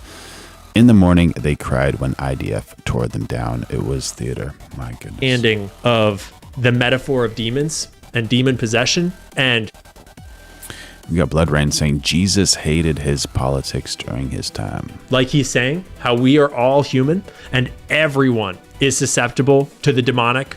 Everyone has the sin in them. Everyone has a little kernel of the potential to do evil or to be slothful or to be lustful or to be envious or whatever your chosen Achilles heels are. I think that's a way healthier way to frame the world than meh. Right? Coming back again to the stories you grow up with, the heroes' journeys, the fantasy is the wrong word. The narratives, I guess, that you build around your life make a big difference. Doesn't excuse their behavior.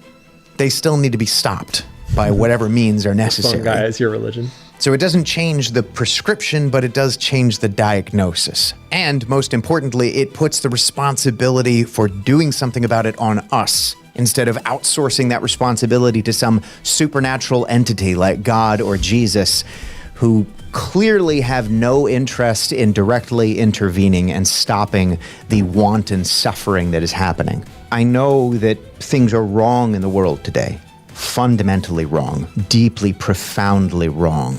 But I think that when we reach reflexively for a supernatural explanation for things like this, we lessen ourselves. We relieve ourselves of the responsibility, of the duty to stand up and do something about it. Now, I don't know what the solution is necessarily. I don't know how to fix all of this. And to be perfectly clear, YouTube, I'm not advocating for violence, but I do think that a step in the right direction would be to stop allowing people to hide behind their cultural identity or their ethnicity as a shield from criticism. And I do think that we should stop allowing people to do evil shit because we're afraid of being called a racist. Whether these people are real Jews or fake Jews or part of a cult or not, I don't care anymore. It doesn't matter to me anymore. If the price for standing against the evil that I see is to be called an anti-Semite, I mean, that's your word, not mine. But I don't care anymore, is I guess what I'm trying to say. And I think more and more people are coming to that realization every day. So I guess we'll see. Thank you very much for sticking around to the end of the video. I appreciate it. Very cool, Swamp Wizard. Absolutely. Yeah. That's a big follow for Mr. Quigley. Let's get this man to 50,000 subscribers this month. Let's blow this shit up, dude. Let's smash that like button. Because bro is just telling it like it is. And seems like this is what I love, this format, where it's like he's literally just a regular dude in his house with his shit around. He bought a microphone and one camera and just understands enough about the skills of orating and storytelling and... Thank you, Fireburst. Happy to have you on board. Piecing together his thoughts in a way that is compelling, and he's unafraid enough to talk about the thing that is the most important thing right now, the thing that is on everybody's mind that's bungling up. Corey Rose says, light chases away the darkness and stands against it. There you go. Up every fucking part of our world right now, and he's having a ton of success. So, huge congrats. Shout out to Mr. Quiggs. Great video. And I don't think he means it this way. He talks there at the end about how the synagogue of Satan concept sort of gives you permission to, let's say, not do anything about it, to be apathetic, to just sort of sit around and, hope that God fixes it. I don't think that's what most people think. I think most people that subscribe to the synagogue of Satan concept, they know that we're the ones here doing the thing. I think that most of us are well aware that these are humans and we have to fight them in this domain. But rhetorically, I think that the reason why I say I don't think that he is missing that is because rhetorically, it's important to point that out still for all of us, to remind ourselves that this is our fight. This is our struggle. Whether you believe in God and Jesus or not, or whatever you want to believe in. The way I see it, the sort of non-denominational way that I look at it, is that we are here to grow up. Whatever we're here to do, we're here to live this story out as humans, and we're here to try to do it as best we can. And you can either go down the evil road or the good road, right? Call it whatever you want. And if everyone goes down the good road, we all grow up real great. And we make an amazing society. And humanity evolves and matures into an amazing, flourishing species. If we all go down the shitty road, we all tear each other apart. And you get a pretty awful situation. And this is pausing for some reason. I think it's because me and Pelosi were chatting earlier. I have no idea. But I gotta close some of these. All humans have both wolves in them, right? And we all make our choices. And we all have our temptations and our sin. And we also all have our Okay, his thing's pausing. That's true. Well done. Well said. Very interesting.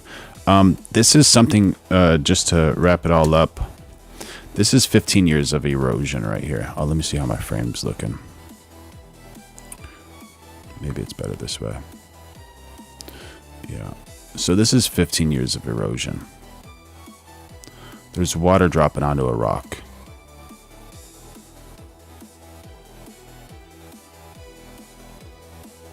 This is very important. I want to show you guys this.